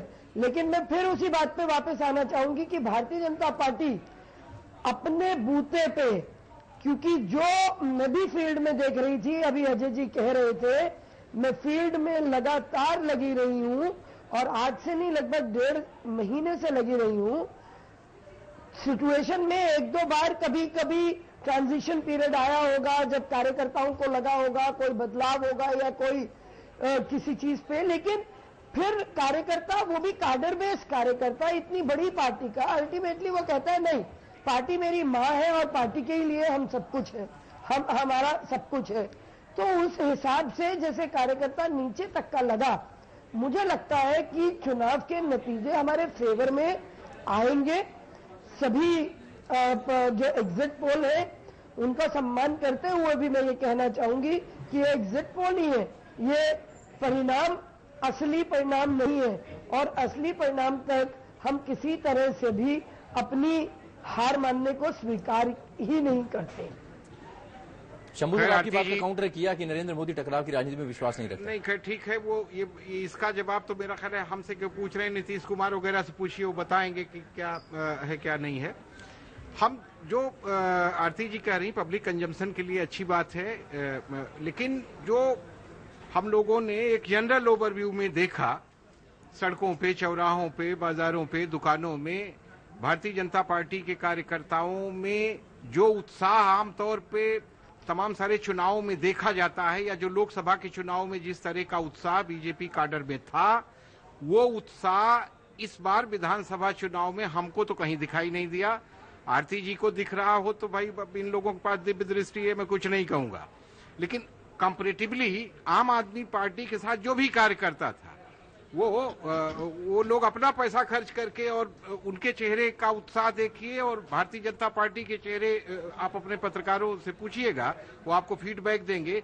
क्लियर कट डिमार्केशन दिखाई पड़ रहा था, उनमें एक किलिंग इंस्टिंक्ट दिखाई पड़ रहा था, और इनमें जैसे ये डिप्रेशन के शिकार थे बीजेपी वाले। भारतीय जनता पार्टी डिप्रेशन के शिकार। भारतीय जनता पार्टी की नेता हैं, वो अपने पार्टी का बचाव करें, उनको पूरा अधिकार है, लेकिन एक जनरल परसेप्शन तो यही था भाई। आलोक जी हमारे साथ मौजूद हैं। आलोक जी, आम आदमी पार्टी ने अपना सर्वे किया। आरती जी आऊंगा आपके पास, आऊंगा। अगर आम आदमी पार्टी की बात करें तो उन्होंने अपना सर्वे किया है, भारतीय जनता पार्टी कह रही है कि हम सरकार बनाने जा रहे हैं। कांग्रेस ने भी अपना कोई आंतरिक सर्वे किया होगा जिसके आधार पर इतनी सीटें आएंगी, इतना वोट प्रतिशत होगा, कुछ इस बारे में? नहीं, देखिए, जहां तक सीटों की बात है, कांग्रेस पार्टी ने अपना कोई आंतरिक सर्वे उस तरह से नहीं किया है, लेकिन इतना अवश्य है कि जो आपस का डिस्कशन आया है उसमें 16 सीटें ऐसी हैं जिस पर बहुत अच्छी फाइट में हम लोग हैं, और मैं समझता हूं कि हमारा वोट परसेंटेज भी बढ़ेगा। जितना वोट परसेंटेज हमें लोकसभा में 15.5 के करीब मिला था, 2-3 सर्वेज ने हमें जो भी दिखाया 19, 20, 21% के आसपास दिखाया है। अगर 20% और उससे ऊपर थोड़ा सा भी हम जाते हैं तो मैं समझता हूं कि हमारी स्थिति वैसी ही रहनी चाहिए जैसी पिछली बार थी, बहुत अतिवादी ना होते हुए। मैं यही कहूंगा कि अगर 20% से ऊपर चले जाते हैं हम, तो कहीं ना कहीं हंग असेंबली दिल्ली में फिर देखने को दिल्ली वालों को मिलेगी। कांग्रेस का कहीं ना कहीं ये कहना है कि हंग असेंबली के आसार दिखेंगे अगर कांग्रेस का वोट परसेंट बढ़ता है। जगदीश उपासने हमारे साथ वरिष्ठ पत्रकार मौजूद हैं। एक छोटा सा ब्रेक लूंगा, ब्रेक के बाद चर्चा सर से शुरू करेंगे। एक छोटा सा ब्रेक, चलते रहिए समय के साथ।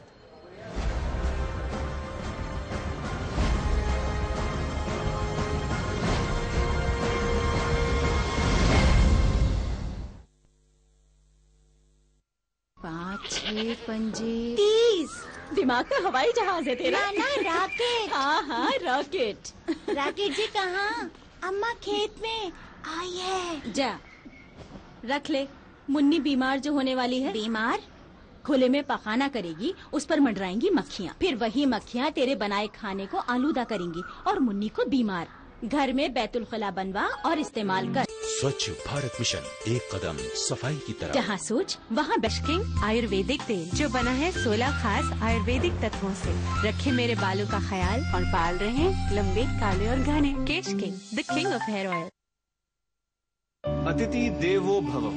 इंग्लैंड की कैथरीन के साथ घटी ये घटना बहुत कुछ बयान करती है। Very good show. Very good design, Rajasthani design.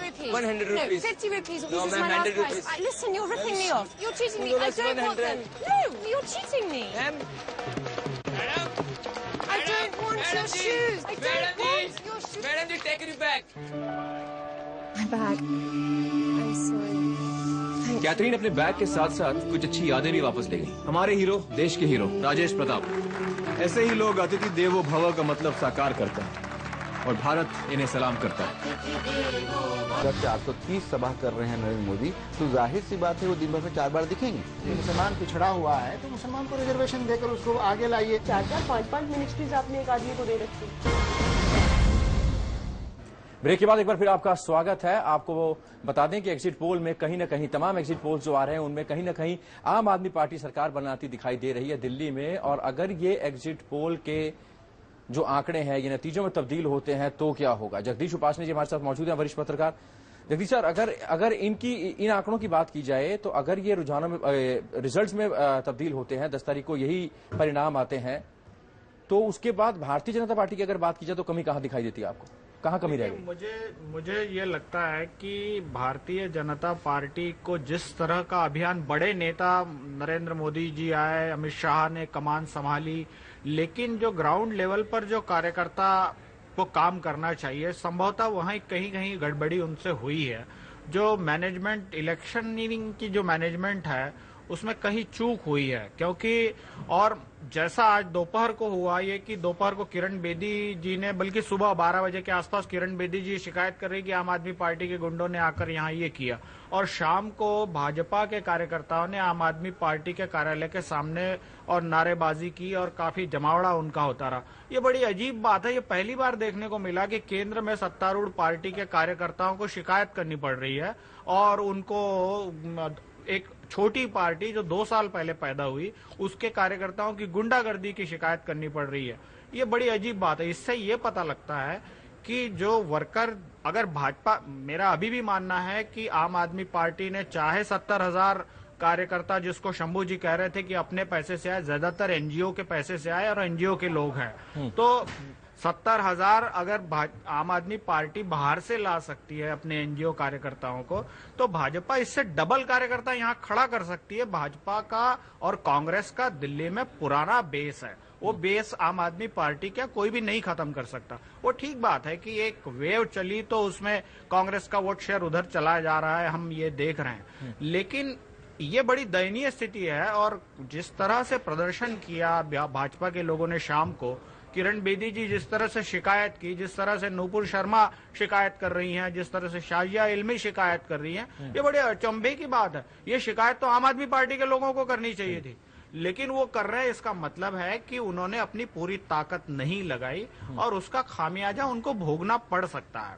ये जो एग्जिट पोल है, 6 एग्जिट पोल हैं, 6 में से 4 आम आदमी पार्टी को तो ट्रेंड तो बता ही रहे हैं। वो और बात है कि आम आदमी पार्टी के लोग, जैसे अभी श्रीवास्तव जी कह रहे थे कि हमारा आकलन 50 का आकलन है, अब वो ये आगे की ये बात वो नहीं बता रहे हैं कि उन्होंने भी चुनाव उसी तरह से लड़ा जिस तरह से भाजपा या कांग्रेस लड़ती हैं। 50 साल पुरानी या 100 साल पुरानी पार्टियां आज चुनाव जिस तरीके से लड़ती है उससे कहीं आगे बढ़कर आम आदमी पार्टी ने चुनाव लड़ा, यानी वो सारे तरीके अपनाए जो कि बड़ी पार्टियां अपनाती है। अब वो एनजीओ वाला चुनाव नहीं है, बड़ा खर्चीला चुनाव हुआ है और वो तो दिल्ली में लोग देख सकते हैं कि कितने, जितने बड़े बड़े होर्डिंग लगाए, जहां बीजेपी के होर्डिंग लगे वहीं पर केजरीवाल जी का होर्डिंग लगा। होर्डिंग का खर्चा ही लाखों रुपए बल्कि करोड़ रुपए से ज्यादा जाता है।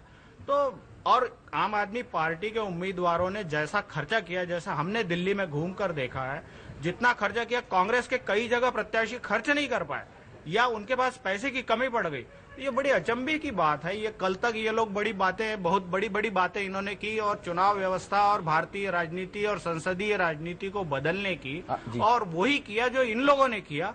और उसको ही अगर ये मानते हैं कि ये बहुत बड़ी सफलता उन्होंने अर्जित किया है, तो मुझे लगता है कि ये 5 साल अगर वो सत्ता में आते हैं तो उसके बाद वाले कार्यकाल में वो आएंगे कि नहीं कह नहीं सकते।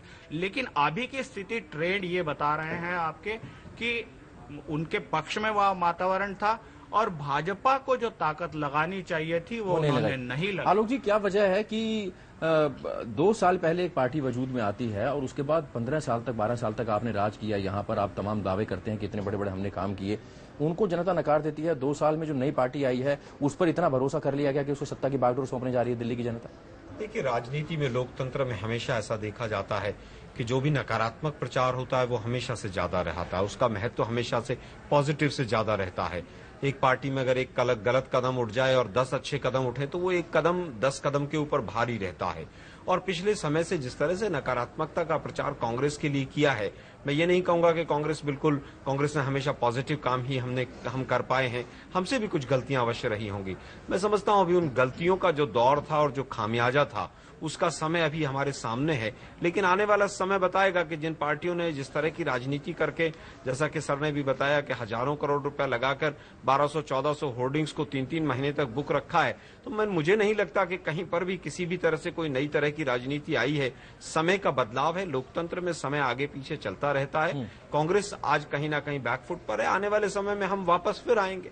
आरती मेहरा जी भी हमारे साथ मौजूद है। आरती जी, यही सवाल आपसे, ऐसा क्या हो गया कि 2 साल पहले एक पार्टी वजूद में आती है एक आंदोलन से, और उसके बाद आपकी जम्मू कश्मीर में जीत रही थे, आप जीते, आप हरियाणा में जीते, आप उसके बाद महाराष्ट्र की अगर बात करें तो वहां पर भी आपने परचम लहराया, राजस्थान में आपका परचम लहराया, लेकिन यहां पर आपका जीत का रथ कहीं ना कहीं रुकता दिखाई दे रहा है। सिर्फ 2 साल पहले पार्टी आई और उसने यहां पर अपनी ऐसी धाक बना ली कि दोनों बड़ी पॉलिटिकल पार्टीज कहीं ना कहीं बैकफुट पर जाती दिखाई दे रही हैं।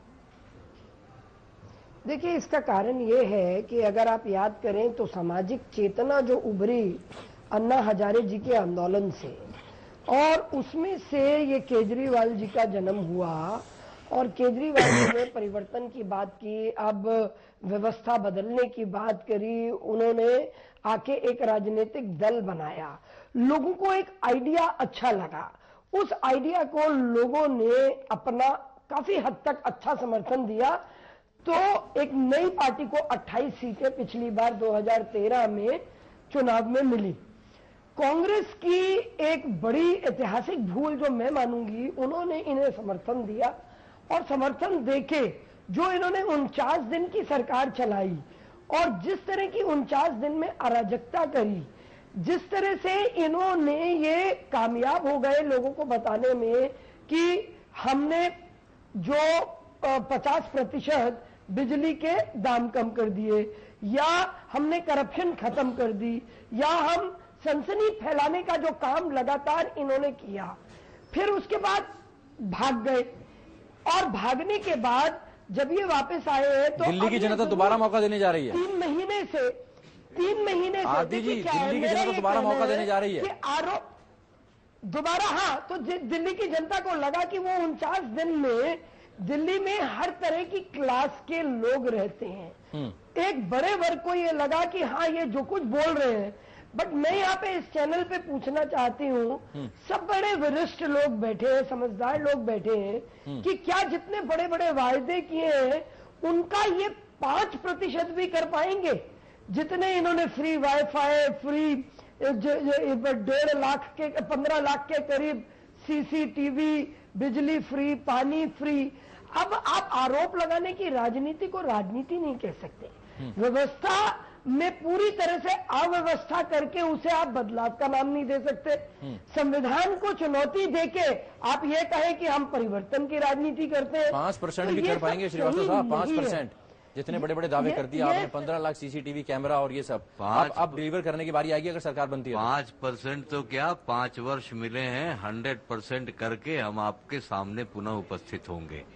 इसलिए आज जब चुनाव समाप्त हो चुके हैं तो आरती जी देखिए फिर वही पुरानी रटी रटाई बातें दोहरा रही हैं, जबकि जनमत सामने आ चुका है, करीब करीब जनमत सामने आ चुका है। एग्जिट पोल है ये, ओपिनियन पोल नहीं है। इसलिए जनता ने हमें मौका दिया अपनी सेवा करने का, हमने पिछली बार भी करके दिखाया था, हम इस बार भी करके दिखाएंगे। और मैं याद दिलाना चाहूंगा कि प्रधानमंत्री महोदय का कोऑपरेटिव फेडरलिज्म की जो बात थी वो सदन के पटल पर कही गई बात है और अब उसकी परीक्षा की घड़ी आने वाली है। जनता भी देखेगी, जनता भी देखेगी। नहीं, हम तो उनसे हमेशा सहयोग की अपेक्षा करेंगे। या किस तरह की बात कर रहे हैं? हाँ जी, आप चैलेंज कर रहे हैं या किस नहीं, तरह की बात कर रहे हैं? चैलेंज की बात नहीं कर रहे। हम तो आपसे सहयोग की अपेक्षा रखेंगे। दूसरी सरकारें भी चल रही है, हम आपसे सहयोग की अपेक्षा रखेंगे। दूसरे राज्यों और में जैसा कि अभी सरकारें चल रही है, हाँ जी बिल्कुल, वही उसी सहयोग की अपेक्षा हम आपसे रखेंगे। देश के दूसरे राज्यों आपने में भी जैसा कि आपने चुनाव प्रचार के दौरान कहा कि केंद्र में वही सरकार हो, राज्य में वही सरकार हो, निगम में वही सरकार हो तो अच्छा है, तो फिर हम आपसे उम्मीद रखेंगे कि जिन जन योजनाओं की बात हमने की है, जब हम उन जन योजनाओं को लेकर के आपके समक्ष आएंगे तो आपका सहयोग और समर्थन हमें प्राप्त होगा। केंद्र पैसा देता रहे, क्यों नहीं होगा? शंभू जी हमारे साथ मौजूद है। शंभू जी, करीब आधा घंटा पहले आपसे बात हो रही थी, तब आपने ये आशंका जाहिर की थी कि अगर केंद्र में भारतीय जनता पार्टी की सरकार है और अगर दिल्ली में आम आदमी पार्टी की सरकार बनती है तो दिल्ली वासियों को कहीं ना कहीं इसका थोड़ा खामियाजा उठाना पड़ सकता है, ऐसी आशंका आपने जताई थी। हाँ, आशंका मैंने सिर्फ आशंका जताई थी। अब मेरी आशंका थोड़ी गहरी हो रही, श्रीवास्तव जी और आरती जी का संवाद देख के कि अभी तो शपथ भी नहीं हुई, रिजल्ट भी नहीं आया, तो ये शुरू हो गया। तो मुझे तो लग रहा है कहीं 15-16 रुपए पर यूनिट बिजली ना हम लोगों को देना पड़े, सब सब्सिडी वगैरह विड्रा कर ले केंद्र सरकार, तो बड़ा मुश्किल हो जाएगा भाई। अब मुझे ऐसा लग रहा है कि ऐसा होना नहीं चाहिए, क्योंकि ये भाई जो पॉलिटिकल टकराव है अगर वो पब्लिक को हार्म करते हैं तो सेंटर में जो सरकार है उसको भी पब्लिक से ही कुछ लेना, पब्लिक से उसको भी लेना देना है। दिल्ली की जनता उसकी भी जनता है, अगर आम आदमी पार्टी यहाँ सरकार बनाती तो उसकी भी जनता है। तो पब्लिक की परवाह दोनों को करनी चाहिए। टकराव जो करें वो पॉलिटिकल करें, आपस में पॉलिटिकल करें, लेकिन उसका पब्लिक ये नहीं होना चाहिए। ये मैं दोनों पार्टियों से अपील करता हूँ कि ये नहीं होना चाहिए भाई। जगदीश जी, यहाँ पर जो नारे लगाए गए इस बार की भाग गए, बीच में भाग गए, छोड़ के भाग गए और तमाम तरह के अवसरवादी और वो जो नारे थे उनको जनता ने नकार दिया, एक बार फिर से वोट दिया और एक बार एग्जिट पोल के मुताबिक यहाँ पर अरविंद केजरीवाल पर भरोसा जनता दिखाई दी। जनता ने उसको नहीं नकारा है। देखिए, अरविंद केजरीवाल पिछले 8 महीने से मोहल्ले मोहल्ले जाकर जो मोहल्ला मीटिंग की उन्होंने, उसमें जाके पहला काम उन्होंने किया कि वो माफी मांगी लोगों से कि 49 दिन के लिए माफी मांगी। अब कोई इतनी बार माफी मांगता है तो भारतीय मानस तो ऐसा है कि 2 बार एक ही बार माफी मांग ले तो माफ कर देता है। अब इतनी बार उसने माफी मांग ली कि दिल्ली वालों ने कहा अच्छा भाई माफ कर दिया। एक मौका तो ये साइकोलॉजी है और उस साइकोलॉजी को पिछले 8 महीने में आम आदमी पार्टी ने ठीक से बिल्ड किया और उसको एनकैश किया, ये देखने वाली बात है। अच्छा, फिर जो आम आदमी का सारा प्रचार है, अब इनके घोषणा पत्र पर मैं नहीं जाता इस समय, लेकिन जो सारा प्रचार है वो निगेटिव प्रचार है, वो पॉजिटिव प्रचार नहीं है। कहीं भी इन्होंने पॉजिटिव प्रचार नहीं किया, उन्होंने सारा प्रचार निगेटिव प्रचार किया और ये जताने की कोशिश की कि वो ही बड़े विक्टिम है, वो अभी भी विक्टिम है। वो अपने आप को लास्ट मिनट तक विक्टिम दिखाते रहे, मतदान चलता रहा और उनके नेता केजरीवाल कहते रहे कि देखो भाई जी शराब बांट रहे जी, पैसे बांट रहे जी। वो अपने आप को विक्टिम बनाकर उन्होंने लोगों के सामने पेश किया। जो उन्होंने लोगों को विक्टिम बनाया, दिल्ली के लोगों को, उन्होंने जब अपने आप को विक्टिम बना के और पेश किया तो मुझे लगता है कि इससे ये एक तरह की राजनीतिक झांसेबाजी जो कर पाए वो सफल हो गई। और आप देख रहे हैं कि एग्जिट पोल में ट्रेंड ये दिखा रहे हैं कि उनके पक्ष में है।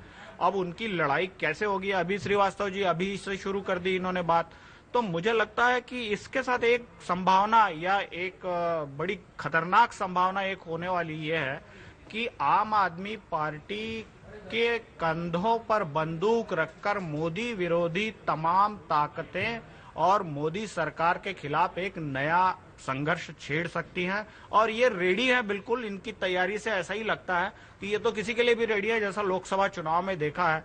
और जितनी राजनीतिक परिपक्वता कांग्रेस या भाजपा या पुराने दल के पुरानी पार्टियों के नेताओं में दिखती है, इनके नेताओं में तो दिखती नहीं, कम से कम उनके बयानों से लगता नहीं है।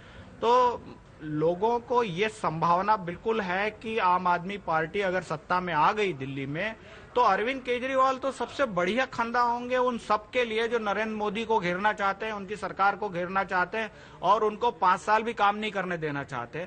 ये अगर रेडी हो गए तो वो दिल्ली का ही सत्यानाश करेंगे। ये इनका तो सत्यानाश होगा ही निश्चित रूप से, लेकिन दिल्ली के लोगों का बड़ा नुकसान होगा। दिल्ली के लोगों का नुकसान होगा। अजय जी हमारे साथ मौजूद है। अजय जी, यहाँ पर अगर देखें तो बीच में ये पॉलिटिकल एक्सपर्ट्स ये भी कहने लगे थे कि जीते मोदी, जीते अगर जीते तो मोदी, हारे तो बेदी। तो ये ठीकरा फोड़ने का भी जो बातें उस समय सामने आ रही थी अब कहीं ना कहीं दिखाई दे रही हैं। नहीं, देखिए, ये तो रिजल्ट आने के बाद भाजपा क्या एनालिसिस करती है और किस नतीजे पे वो पहुंचती है। लेकिन मैंने बार बार उन गलतियों की तरफ इशारा किया है कि ओवर कॉन्फिडेंस में भाजपा ने जो ये चुनाव लड़ा है और उससे क्या क्या मैंने बात करी थी कि किरण बेदी को आप इस तरह से लाते हैं और कार्यकर्ताओं के साथ उनका कनेक्शन और क्रेडिबिलिटी बनने में वक्त लगता है। जो डेमोग्राफिक चेंज दिल्ली में हुए हैं उसके हिसाब से पार्टी के नेतृत्व में आप परिवर्तन नहीं करते हैं, आप उसके हिसाब से लोगों को हिस्सा नहीं देते हैं। मोदी जी का नारा था कि सबका साथ और सबका विकास, तो आखिर अल्पसंख्यक समुदाय के बीच में भाजपा के प्रति वह विश्वास क्यों नहीं जगा? ये सारे सवाल हैं। लेकिन देखिए, ये जो अभी बात उपासने जी कह रहे थे और जो अभी शंभू जी भी यहाँ पे कह रहे थे कि टकराव की जो राजनीति की आशंका अब बिल्कुल सत्यता की तरफ बढ़ती हुई दिख रही है। ये दुर्भाग्य होगा दिल्ली के लिए। ये बिल्कुल दुर्भाग्य होगा। और जो उपासने जी कह रहे हैं कि जो मोदी विरोधी ताकतें हैं वो इनके कंधे पे बंदूक रख करके अब नए राजनीतिक लड़ाई का उद्घोष करेंगी नहीं, वो हो चुका है। उपासने जी, जनता दल ने इनको समर्थन दिया है, टीएमसी ने समर्थन दिया है, तमाम वामपंथी पार्टियों का समर्थन इनको इस चुनाव में था। तो आप इसको ये मत समझिए कि ये चुनाव जो है बेदी वर्सेस केजरीवाल था और भाजपा वर्सेस आप था। एक तरफ भाजपा थी और दूसरी तरफ तमाम भाजपा विरोधी ताकतें थी। इस पर मैं यह नहीं जानता कि कांग्रेस पर भी यह आरोप लगा कि उन्होंने अपने लोगों से यह कहा। आरोप सत्य है कि टेक्निकल वोटिंग करो, हम ये छोटी ताकत है, इसको हम बाद में देख लेंगे।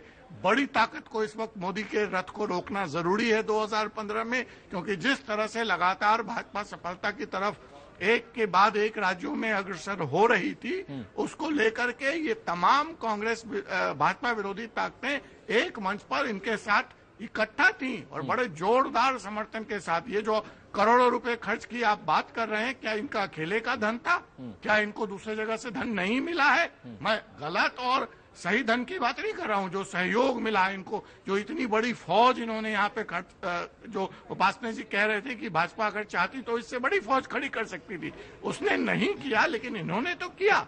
क्या ये सारा चुनाव प्रचार में दिल्ली के लोग इनके साथ लगे थे?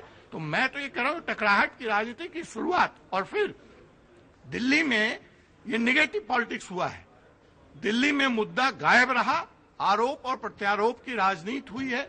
अब जैसे एक सवाल पूछ रहे थे कि शंभू जी अभी कि जो चीज इन्होंने वादा किया है, यमुना फ्रंट, वाटर फ्रंट बनाना और पूरे कैमरे दे देना और रोजगार का सृजन, जब इसके लिए वो थैली खोलने की बात करेंगे तो मोदी जी के लिए तो सिर्फ दिल्ली है नहीं, मोदी जी के लिए पूरा देश है। देश का बजट जब उनको उपलब्ध नहीं होगा तो ये सारा ठीकरा एक सेकंड में फोड़ देंगे कि हमने तो पैसे मांगे थे केंद्र से, केंद्र ने पैसा दिया नहीं इसलिए सीसीटीवी कैमरे नहीं लगे, हमने तो पैसे मांगे थे इसलिए यमुना का सफाई नहीं हो सका, ये दिल्ली पूर्ण राज्य नहीं है इसलिए काम नहीं हो रहा है, हम नगर निगम में नहीं है इसलिए काम नहीं हो रहा है, दिल्ली पुलिस हमारी नहीं है। तो वो सारी पटकथा लिखी हुई है। अब उस पर और रही सही कसर बिहार में चालू हो गई है, जहां इनका भी पदार्पण होगा, ये उत्साहित होंगे दिल्ली से नतीजे से। उसके बाद सटा हुआ श्रीवास्तव साहब, ये तमाम जो बातें हैं ये एक बहाना हुआ करते थे आम आदमी पार्टी के पास, ये बहाने अभी भी होंगे? कौन से बहाने? ये जो बातें सामने आ रही हैं कि दिल्ली पुलिस हमारे अंडर नहीं है, पूर्ण राज्य का दर्जा नहीं है, एमसीडी हमारे अंडर नहीं है, इसलिए हम ये काम नहीं कर सकते, इसलिए हम कैमरे नहीं लगवा सकते, महिलाओं को सुरक्षा नहीं दे सकते क्योंकि दिल्ली पुलिस हमारे अंडर नहीं है, पहले वो हमारे अंडर करो उसके बाद हम काम करेंगे। मैं आपको बताऊं, यदि आप घोषणा पत्र को ध्यानपूर्वक अध्ययन करें तो आप उसमें पाएंगे कि जो हमने सारी बातें लिखी हैं उनमें से हर बात के लिए हमें केंद्र सरकार के सहयोग और समर्थन के लिए जाना पड़े ऐसा नहीं, लेकिन कई बड़ी बातों के लिए जाना पड़ेगा। मैं बता रहा हूँ जी, एक बात जोड़ दूं इस सवाल में, श्रीवास्तव जी, आपके सवाल में सिर्फ एक बात जोड़ दूं कि आपके घोषणा पत्र का अध्ययन मैंने बड़ी गंभीरता से किया है। मुझे तो आप बता दें, आपने खर्चों की बात तो की है कि आप ये योजना लागू करेंगे, लेकिन उसके लिए फंड का सृजन कहां से करेंगे, इसके बारे में आपका घोषणा पत्र बिल्कुल साइलेंट है, कुछ नहीं बोलता है। तो ऐसे कौन से आपके प्लानिंग हैं जिससे दिल्ली में जो टैक्स कलेक्शन है, जो दिल्ली की आमदनी होगी वो बढ़ेंगे, उस पर जरा प्रकाश डाल दें। देखिए, पहली बात जो मैं कहना चाहता हूं वो ये कि हर व्यक्ति इसी पर ध्यान केंद्रित कर रहा है कि आपके पास फंड कहां से आएगा। जैसा ऐसे लगता है जैसे दिल्ली की आमदनी का कोई स्रोत है ही नहीं। दिल्ली का अपना बजट 40,000 करोड़ रुपए का है और हमने पहले भी करके दिखाया है और पहले भी कहा था और किया था कि पैसों की कमी नहीं है, कमी है नीयत की। जब हाँ, जो बजट है उसमें 10,000 करोड़ का घाटा है। मैं जो कहना चाहता हूं वो कृपया सुन लीजिए कि जो हमारी योजनाएं हैं उन योजनाओं को संपूर्ण करने के लिए हमें 5 वर्ष का समय मिला है। अभी मैं कहीं और था तो कह रहे थे कि साहब बिजली तो दिल्ली में बनती नहीं है। हमारा घोषणा पत्र ध्यान से पढ़िए, हमने उसमें बिजली को पैदा करने के लिए अल्टरनेटिव सोर्स की बात की है, सोलर एनर्जी लाने की बात की है। महिला सुरक्षा के लिए कैमरों की बात आप कर रहे हैं, 15 लाख सीसीटीवी कैमरे लगाने हैं। आप देखें, अभी अमेरिका के महामहिम आए हुए थे, कहां से इतने कैमरे एक साथ उत्पन्न हो गए, कहां से उत्पन्न हो गए? नियत थी, इरादा था तो उत्पन्न हो गए। ऐसे ही हमारी नियत है, हमारा इरादा है और जब हम सरकार में आ जाएंगे तो एक एक करके अपने वायदे आपके समक्ष पूरा करते हुए लेकिन कई मुद्दे ऐसे होंगे जहां पर आपका केंद्र के साथ टकराव होगा, उसका खामियाजा दिल्ली की जनता को तो नहीं भुगतना पड़ेगा। टकराव शब्द का उपयोग ना करें आप। हम जन योजनाओं को पूरे कानूनी तरीके से, ये तो आम आदमी कहती है कि हम तो आसमान से टकरा जाएंगे, जमीन से टकरा जाएंगे, अपने हितों के लिए प्रधानमंत्री से टकरा जाएंगे। देखिए ऐसा है, टकराव की बात नहीं है, टकराव की बात नहीं है। नीतियों और कार्यक्रमों को नियमों और कानूनों के मुताबिक केंद्र सरकार के पास रखा जाएगा जहां केंद्र की आवश्यकता है और हमें पूरा भरोसा है कि केंद्रीय सरकार उन पर सहानुभूतिपूर्वक विचार करके अपना निर्णय करेगी और जो भी निर्णय हो, हम जो भी योजनाएं रखेंगे जनता के सामने रखेंगे। केंद्र सरकार का जो भी निर्णय होगा वो भी जनता के सामने होगा। आपको पता है कि लोकतंत्र में अंतिम निर्णय जनता करती है और जनता ही फिर अंतिम निर्णय करेगी। जनता ने तो कर दिया, सरकार चलाएंगे 5 साल। बिल्कुल चलाएंगे, अवश्य चलाएंगे। अभी इसमें कोई शक रह गया है क्या? चाहे कोई भी सर्वे हो, पहले भी प्री पोल सर्वे और अब एग्जिट पोल सर्वे, दोनों में हमें बढ़त दिखाई गई थी। जनता ने हमारे ऊपर विश्वास किया और देखिए, विश्वास की एक बहुत बड़ी वजह मैं बता दूं। हर व्यक्ति यहाँ पे कह रहा है 1 साल पुरानी पार्टी, 2 साल पुरानी पार्टी।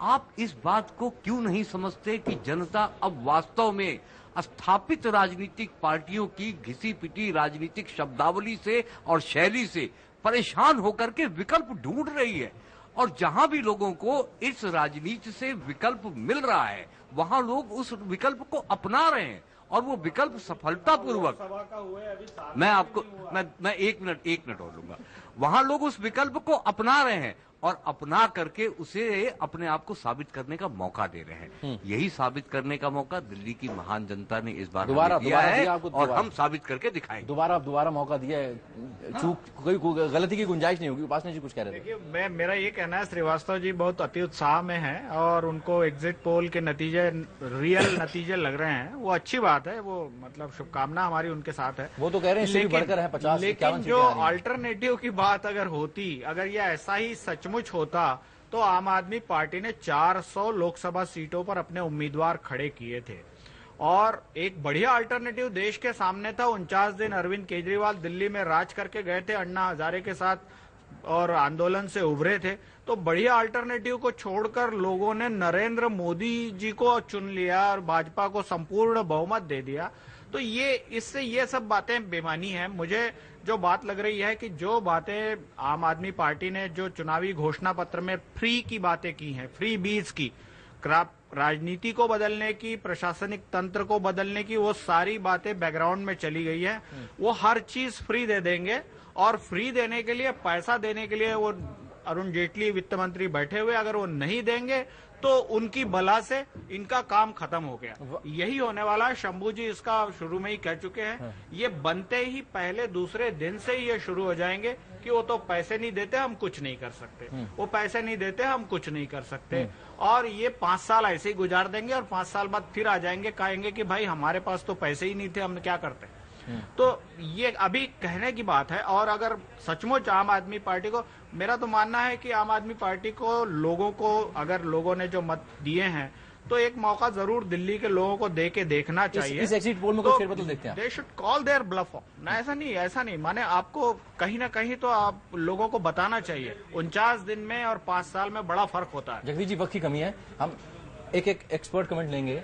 इस एग्जिट पोल में कहीं कोई आपको मतलब वो दिखाई दे रहा है चेंज की, कोई सरप्राइज हो सकता है 10 तारीख? जो अंतर है, सीटों का अंतर है अलग अलग, उसमें मुझे लगता है कि चेंज की संभावना है, लेकिन वो चेंज हंग तक ही हो सकता है, उससे ज्यादा नहीं। आलोक जी, मैं समझता हूं अभी 2 दिन बाकी हैं, जनता ने अपना फैसला दिया है। आज लोकतंत्र की विजय हुई है। सबसे पहले तो दिल्ली की जनता को बधाई देना चाहता हूं कि जिस तरह से पिछले 1-1.5 महीने में चुनाव का स्तर गिरा और इन दोनों राजनीतिक दलों ने जो मेन टकराव में आमने सामने थे, जिस तरह की शब्दावली का इस्तेमाल किया, आज किसी को भी चोट नहीं लगी, कोई बड़ी दुर्घटना नहीं हुई। मैं केवल यही कहना चाहूंगा, दिल्ली की जनता को बधाई देना चाहूंगा।